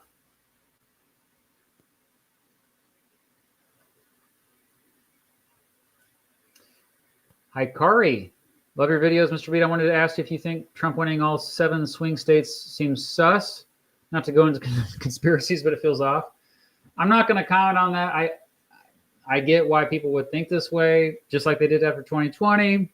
But yeah, like I don't have any evidence to show that. So I haven't seen any good evidence of that. Thank you for the kind words, though. Gio, thank you. What do you think? Trump saying JD won't succeed him. Oh, he did say that, didn't he? Is he setting up for a Donald Trump Jr. run? God help us. I don't think Donald Trump Jr. has a chance at all. He does not have the charisma of his father. Donald Trump is extremely charismatic to tens of millions of people. He's loathsome to the tens of millions of other people. But regardless, even Donald Trump Jr. to the base of his dad is not necessarily the most likable person. I just don't think he would have widespread appeal. He doesn't have the charisma. But I think that, yeah, Donald Trump would like to see his son do that for sure. Eric, not so much, maybe. Party Boy Gaming. Hey, Mr. B, I'm a huge fan. Thank you. Where do you think the Democrats went wrong in 2024? Was it messaging, strategy, or key issues? We'd love your thoughts. Just simply put, I think messaging and strategy were the main things. I think key issues, mostly they got it right. They focused a lot on housing, reproductive rights, reproductive freedom. The other thing they should have focused more on, they also focused on border security, which in my view is the Democratic Party went further to the right on the border than I anticipated. That's another reason why I'm saying the policies have all shifted. But no, like they should have brought up economic issues probably more, like what they did that actually worked, and plans for the future, concrete plans. Maybe just going all out for universal health care. They should have said, yeah, we support universal health care. That was a big mistake, not wanting to go in for that. Andrew, thank you. Oh, from Canada. Hey, Mr. B, love your videos I'm sorry if I sounded, I wasn't trying to do a Canadian accent there. I promise I wasn't trying to do that. I love your videos from Manitoba. What states do you see flipping Republican in the future and states flipping Democrat? Manitoba. I've been there. Beautiful place. Very cold this time of year. At this point, unless the Democrats just change things up entirely, I think it's not going to get any better for them. Yeah, it has to be a wake-up call for them. I think that if the Democrats don't learn their lesson, then I can see, there's some states that you probably wouldn't even assume, like not just these former swing states like in the Midwest, but like even New York might not be out of the question. That could turn red, so we'll see if they learn their lesson. Joe, thank you. Which election had the most questionable result in your opinion in terms of cheating and corruption? Was it 1800, 1824, 1876, 2000, or 2020? Definitely 1876, no doubt. Maybe 1824 is a second place, but 1876 for sure. Good question. And you give me multiple choice. That made it easier. Andrew, how concerned about the courts Fed administration are you? I think the courts are going to be pretty solid, but what if the courts do something? What if the courts order the president to do something and the president ignores it? If Congress doesn't step in, then there's a real constitutional crisis, and I do think we should be very concerned. Very concerned. Like that's like in the past, if It's first of all, it's really rare for the president to just ignore a court order. That doesn't happen. Andrew Jackson did it once. Most other presidents, like almost, they kind of like maybe if the court ordered something and they kind of like low key followed it. Like you can even say that about Biden or Obama. Like, okay, you know, we're just gonna. But Trump, who knows? He may just like full on ignore a court order completely. And in the past, if that happened, Congress would usually step in to like fill the void. There's a lot of members of Congress right now who are very cowardly. They care more about their reelection chances than the good of the country. They don't have principles. They're more concerned about their own power. So I'm very cynical about most of the current members of Congress. I think most of them should be voted out in the midterms. All of them, Republican and Democrat. But you know, anyway. What do you think about Stephen A. Smith? Yeah, he could run for president and probably have a good chance to win. He could be as an independent. He's really good at talking. He has moderate views. He calls out Democrats and Republicans. Yeah, I love that dude. Why not have Charles Barkley run though? If you're gonna say Stephen Smith, have Charles Barkley run. I'm serious. Charles Barkley is amazing. Like, is it I'm not sure if basketball commentators or players are the best choice to run, but newer viewer, love your content. Thank you. What's your economic prediction for the next 4 years? Are we screwed or deemed to prosper? It's almost inevitable that a recession will happen probably within the next 4 years, especially if those tariffs all go into put into place. But we will get out of it. So I think that's the main thing. You just got to zoom out and get through it. Be ready for it. Save your money now when you can, if you can. I hope you can. Veronica, hello. I recognize you on Blue Sky. Check me out on Blue Sky, by the way. I've been on there way more lately than Twitter. J.D. Vance will have been removed from office, impeached, and banned from federal office and banned from office before 2028. After Trump, most of his cabinet will see the same. It's that or there will be blood in the streets. Oh, boy, we got a revolutionary on our hands. I don't know about that, but Anthony, again, Joe Biden's withdrawal is the latest. An incumbent withdrew from the race 113 days before the election versus LBJ's 219. That is correct. In the modern era, at least, I mean, remember, it used to be that we didn't have such long election cycles. And so that's kind of that's an important distinction to bring up.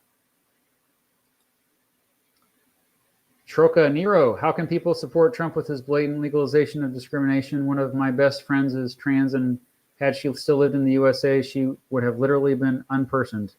Yeah, I know. And it seems at this point very vicious what he's been doing with his executive orders. Unnecessarily like harmful. Like it just doesn't make sense. I get he wants to please his base, but like you don't have to do that, dude. I mean, so yeah, it's really scary. Yeah, it's messed up. Green Hornet, would you ever run for office? And office is what I assume you're asking. You said, would you ever for an office, but that doesn't really make sense to me. But yeah, I prefer to run for local office though. If I ever did, I still don't think I would know what I was doing. So, but most politicians don't anyway. So whatever. Yeah. Like state politics would be interesting to run for. Yeah. Thoughts on the future of the DSA and its impact? The DSA, Democratic Socialists of America. I don't know much about them, but I do know that that's how Bernie Sanders identifies, and if that's any indication, he is as popular as ever. I think he's still the highest. He has the highest approval rating of all U.S. senators still. So yeah. Do I have a booger in my nose? Is it come on? Okay, I think I'm good. No boogers.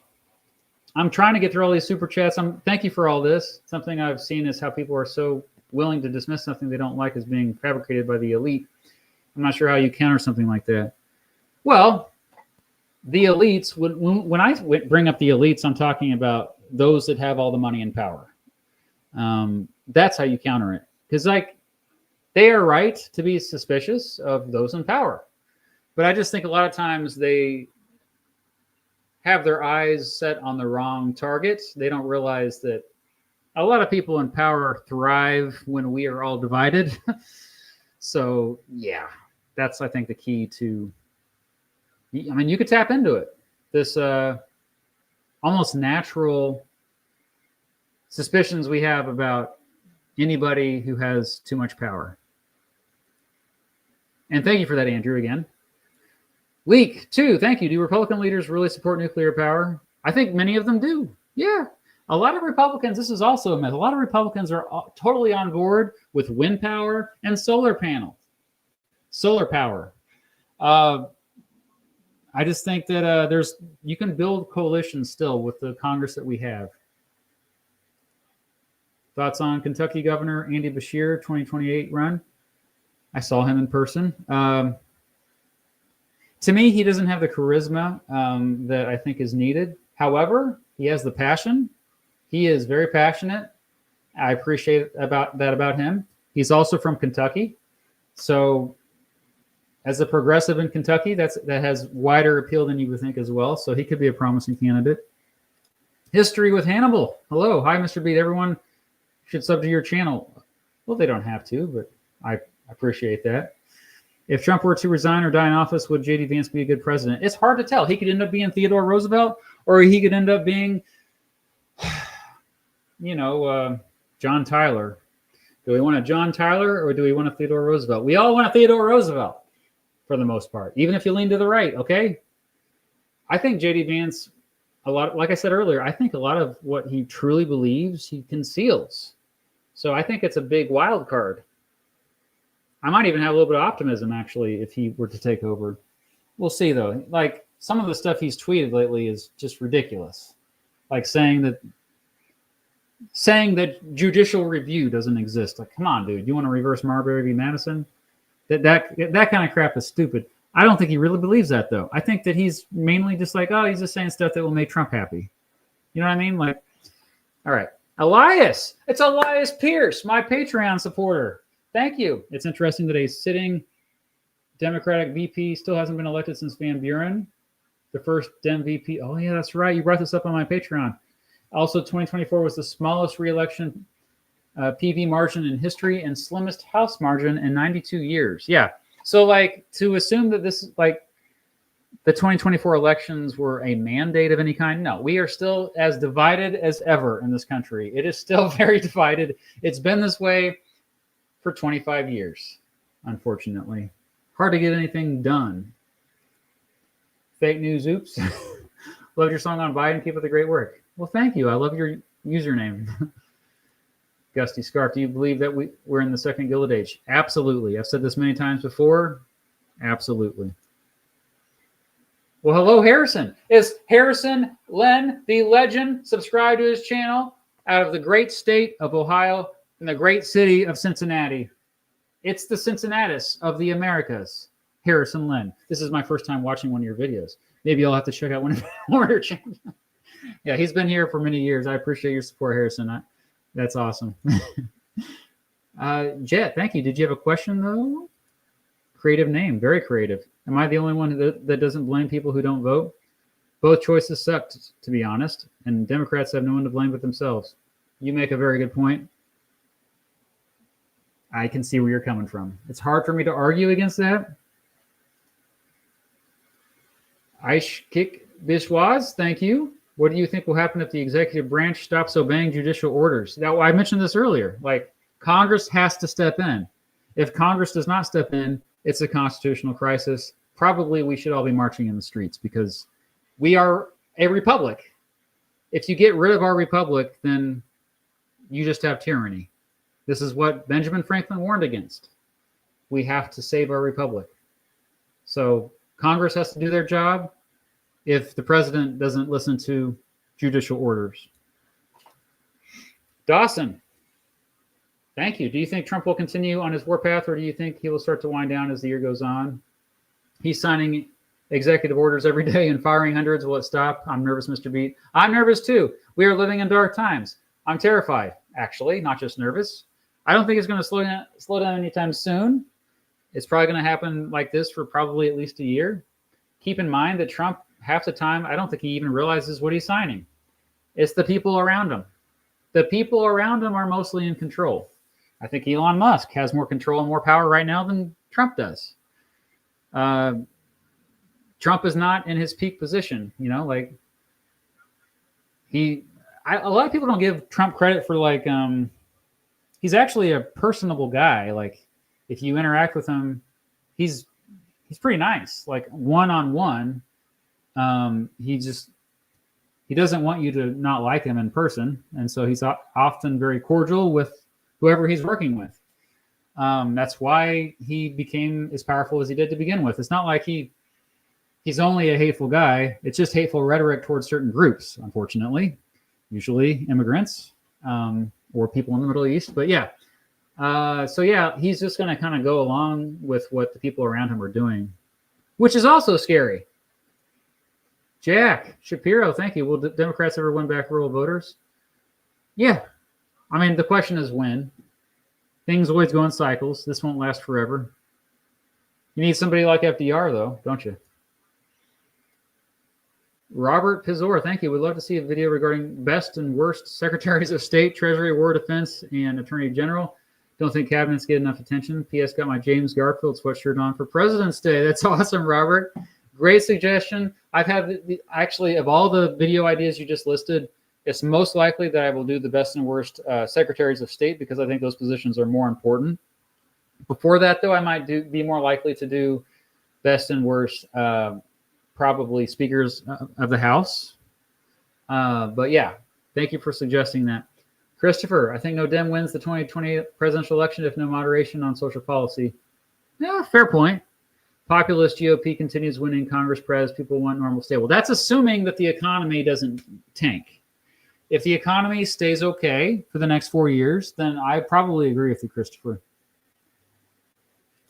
Samantha, hey, Mr. B, thank you for everything you do. How are you staying sane during this time? Self-care for the win. Totally. And thank you for the super chat, Samantha. I think the main thing is I don't consume that much political content anymore. If I find out about something about politics, usually it's through Mrs. Beat, and I have to look it up. Or somebody else. And I just listen to a lot of music these days. I've been listening to a lot of music, and that's really been keeping me sane more than anything. Facial hair is clearly more important. That's right. Anthony again. Look at you, man. The CBS anchor True to explain to Greg Abbott that free speech was indirectly responsible for the Holocaust. What's your response to that? Ooh, I don't know about that. No. I think the more freedom, the less likely a Holocaust will ever happen again. I think that's a pretty good rule of thumb. Quinn Darius, video on presidential tattoos. The problem is we don't have enough good information on this, do we? Should Dems run with Jerry Funguson or Mr. Mr. Frisky for sure. Ryan, big fan of your videos. How long do you think Trumpism will last after Trump leaves office? And how do you think the Republican Party will deprogram from Trumpism? I think that the populism he tapped into will carry on, no doubt. As far as this cult of personality for him, I think once he dies, it will be hard to replicate that with anybody else. So I think it will just be a matter of I don't think history is going to treat him very well. That's whenever I talk trash about Donald Trump, I'm doing it pretending that I'm 100 years in the future looking back. I'm trying to. I'm still biased, but I'm trying to be like, okay, zooming out as possibly far as I can, avoiding the pettiness of, that's so prevalent on social media, and just trying to objectively see, okay, yeah, I do think that he probably is not going to be remembered that well. However, I think he's going to be remembered as somebody who absolutely needed to enter American politics. I think we need to go through this right now. It sucks. It's painful. A lot of people are going to hurt. They're already hurting. But it's the same thing with Andrew Jackson. I think Andrew Jackson was not that good of a president. There were some good things he did, but overall, he did a lot of damage. But I think it was necessary that we experienced the Jackson Revolution. Jacksonian democracy was incredibly important to the progress of our nation. So, York Borg, 100% serious suggestion for 2028 Dems, Jon Stewart. You are not alone, my friend. So many people want to see Jon Stewart run for president in 2028, and I could see him winning. I really could. He's pretty popular. Bob, thank you. Do you think the U.S. will survive this 4-year assault on our democracy? Do you have confidence that our institutions will hold up against this? Mostly. It's still, like I said before, it's not. I hate living through this. I didn't expect to ever live through this. Is it media sensationalism that's causing us to think this way? No, just look at the actual actions. There's a document I started of all the things that are unconstitutional that the Trump administration has done so far the last few weeks. The courts have rejected a lot of them, not all of them. We are being tested right now. The Constitution is being tested right now. But I'm still trying to be optimistic. Tim, would you make a video of every president's best, most memorable quote?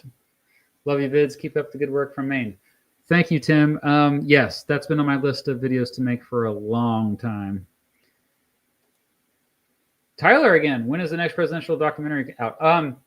So I'm very excited to say, Tyler, that I am going to Virginia. I'm bringing the whole family, and we're going to film documentaries about 3 Virginian presidents in particular: Thomas Jefferson, James Madison, James Monroe.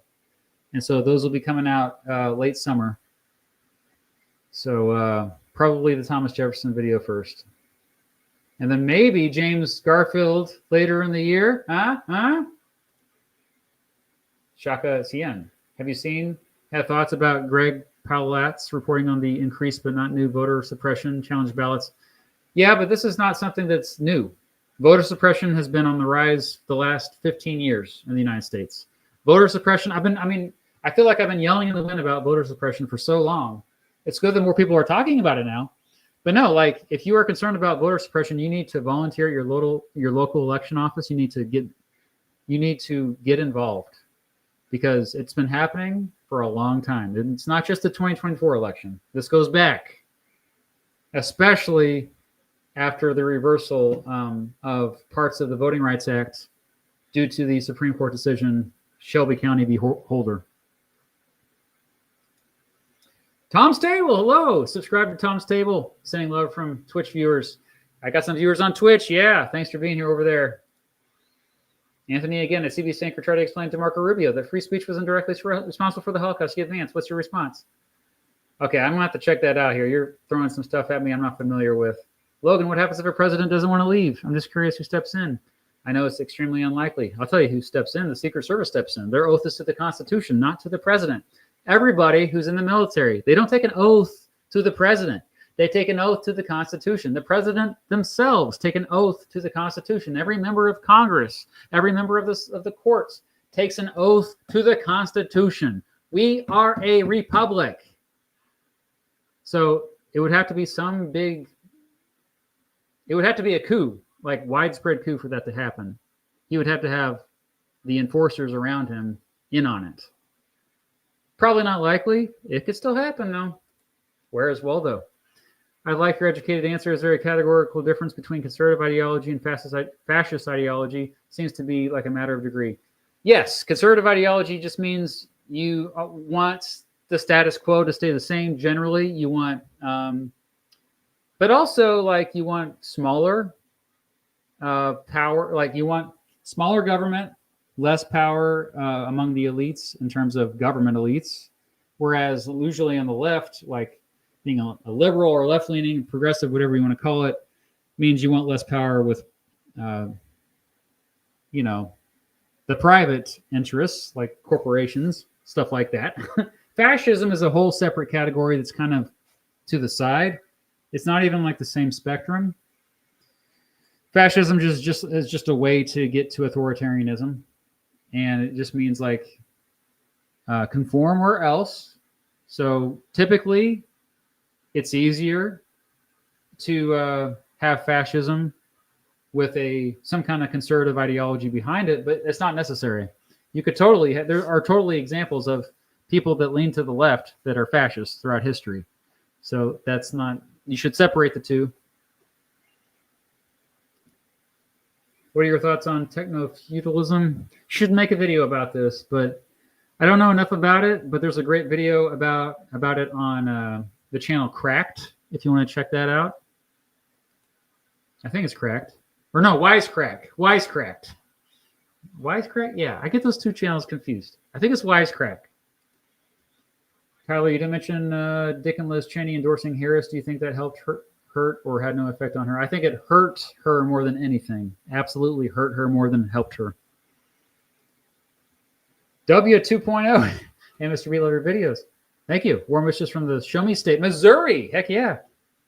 Channel recommendation if you haven't seen him. Legia Miller is a good educator, a bit more blunt, but a very insightful Minnesota attorney. I have reacted to her before on my Twitch stream, my reaction stream that I do now every Friday morning. However, she definitely clearly is a Democrat, leans to the left. She doesn't really hide that fact, but just know if you watch her, she has that very strong bias. I would say more bias than me, but she's great. She's knowledgeable. She's a lawyer. Yeah. Hirav, no videos. Hey, Mr. B, love your vids. Do you see Democrats dying in soon? If so, what kind of party would replace it? Oh, I don't know. Like, usually what happens is some kind of third party movement gets co-opted by one of the major parties. If the Democratic Party died, I don't think it's going to happen, but if they did die, one of the third parties would step up and take its place. I just don't know which one it would be.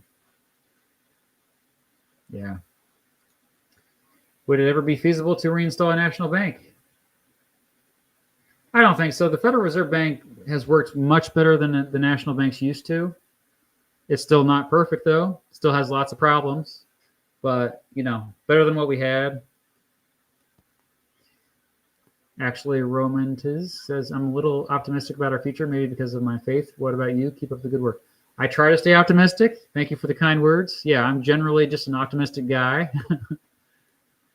Delta plane crash, upside down, 9 to 15 injuries. Holy crap. Okay, I'll look into this. Goodness. Hey, Mr. B, I just want to say thanks for being unbiased.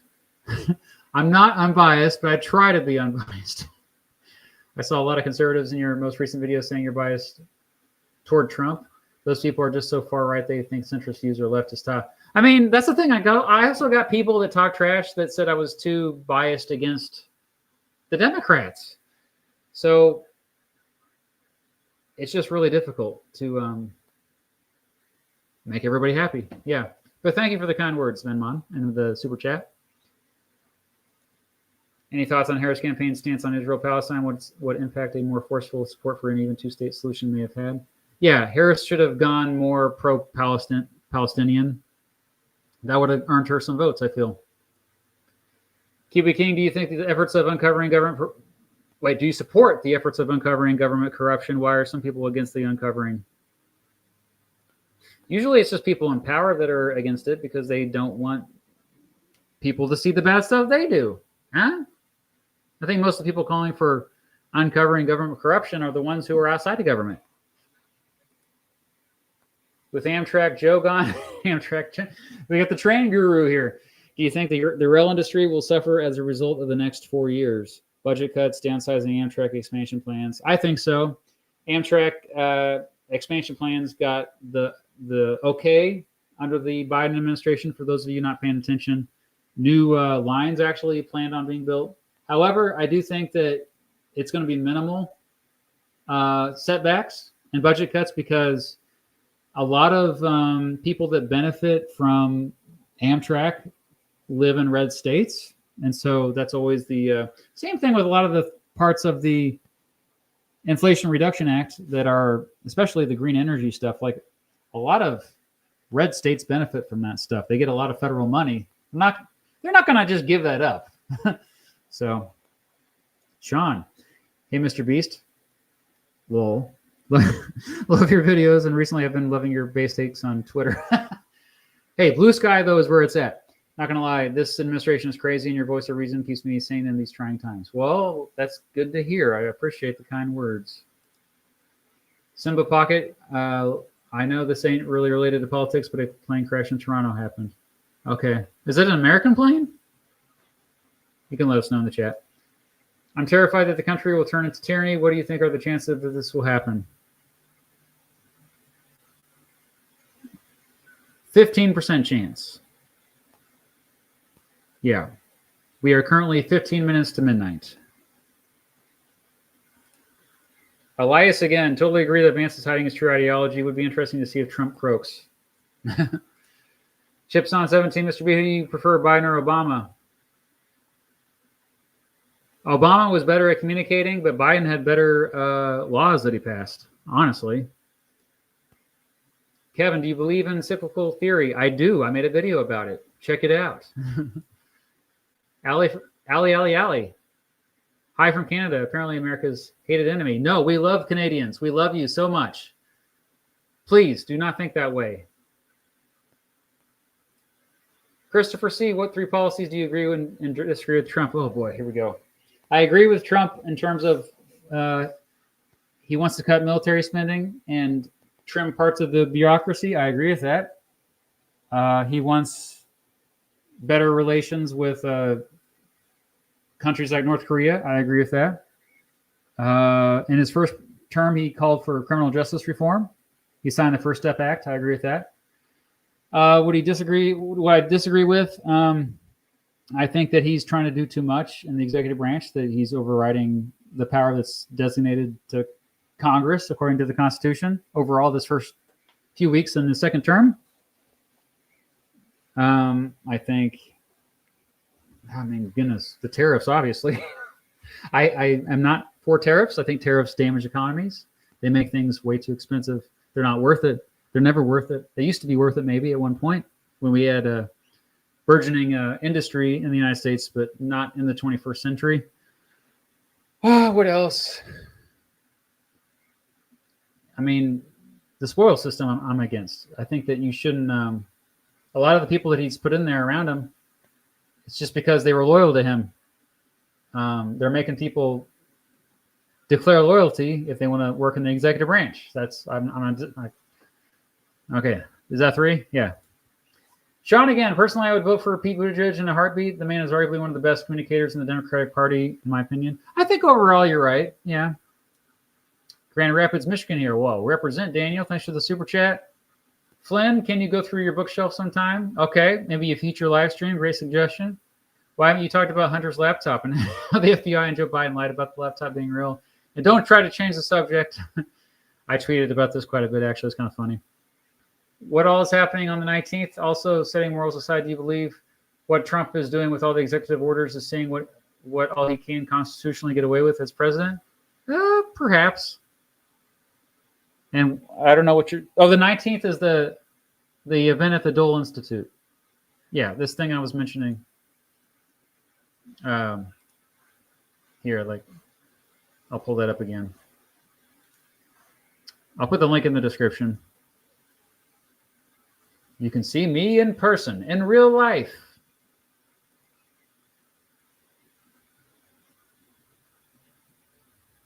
I still don't know what you're talking about, Anthony. What I'm gonna do is I'm gonna try to answer it in the comments later on. Thanks for all the super chats, guys. Shane, who else? Who of these do you think would be the most likely to win if they ran for president in 2028? Oprah? No. LeBron James? Maybe. Dwayne Johnson? Yes. Matthew McConaughey? Maybe. Of those 4, Dwayne Johnson is the best bet. I know it's kind of pathetic, but yes, that's probably. Shogun Knight, keep up the good work. Do you worry about the Trump administration concentration re-education camps? I don't know much about that. RFK Jr.'s rhetoric about SSRIs and Adderall scares me. Yeah, clearly RFK Jr. I mean, he may be a good person, but putting him in charge of the Department of Health and Human Services, I didn't agree with. He has some very questionable takes on public health. Do a video on what every president was afraid of. Ooh, interesting. They're afraid of a nuclear war with the Soviet Union. Comic fan, the Democratic Party will have its compact. What do you mean by that, though? Gibbon Basher, okay. Love you, Mr. Beat. You and Professor Dave helped me out of an echo chamber. Well, that's good. Hopefully you're not in another echo chamber, though. Eccentric, do you think it's possible or likely for people to overcome the massive bipartisanship? I worry sometimes that people are becoming too divided. Are there historical examples of reconciliation? Yeah, of course. Usually it takes a disaster to unite everyone, but it's probably what's going to happen. We united during the Great Depression. We united during World War II. We united during, in terms of response to the Gilded Age in the early 1900s. Yeah. Brian, hello. Hello, Mr. Beat. With hindsight on the recent presidential election, do you think any Democratic nominee would have won the election? Maybe Pete Buttigieg. I don't know, though. It's hard to tell. I think a lot of them would have lost, honestly. I mean, but it would have helped if somebody could talk well, for sure. Even Gavin Newsom probably would have had a chance. But yeah, it was an anti-incumbent election. So as of now, where would you rank Biden on the presidential tier list? A vague answer is better than no answer. He's probably mid-tier at this point. Well, hello, E-Free Every Gamer, one of my earliest supporters. I appreciate that. Michael, hello, another Patreon supporter. Dems have won 7 of past 9 popular votes, but this election felt like a shift, maybe. Do you think the popular vote winners will start to balance out?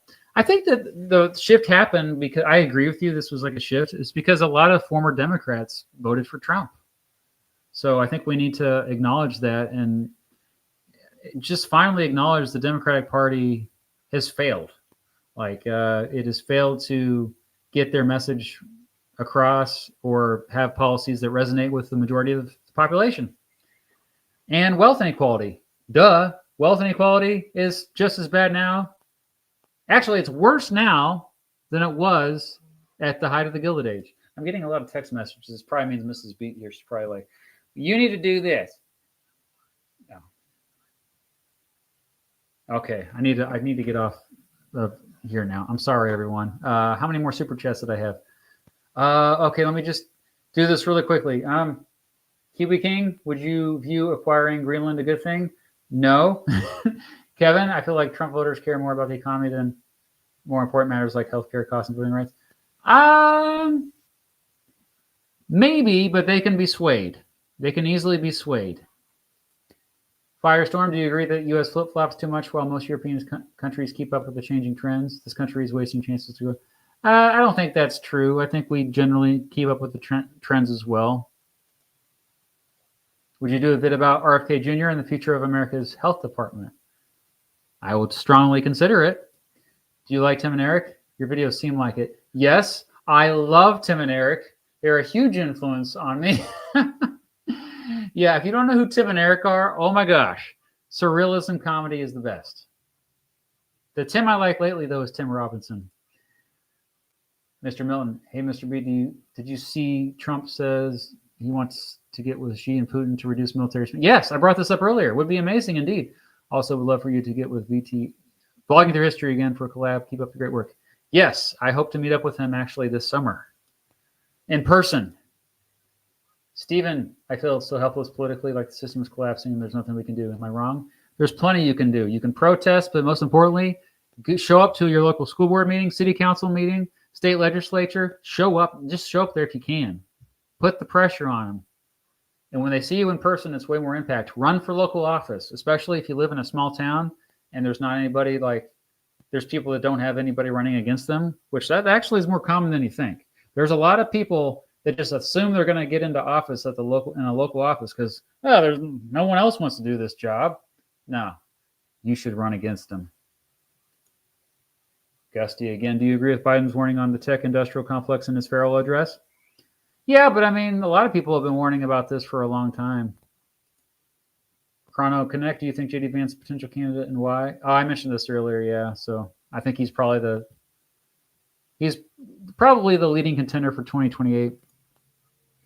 Daniel, Mr. B, your nonpartisan political analysis and quest for truth over fiction is a breath of fresh air in the modern political landscape. Thank you. Thank you, Daniel.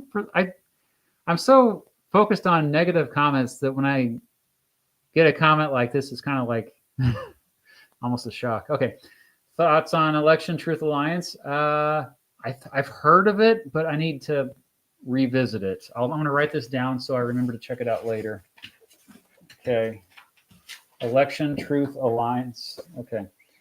Okay, so before I go today, I think I got all the super chats, so I'm going to sign off now.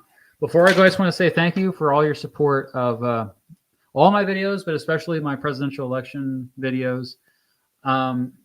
Again, I will be at the Dole Institute of Politics here in Lawrence, Kansas on Wednesday, February 19th, 4 p.m., unless we get snowed out or the weather, because we're getting a storm coming in tomorrow. But we'll keep you posted on that. Also, my next video is on Friday. It's about styrofoam.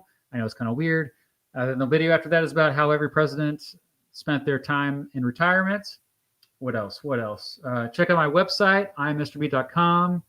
I'm on Blue Sky now, so if you go to Blue Sky and type in Mr. Beat, it should pop up, or at IamMrBeat.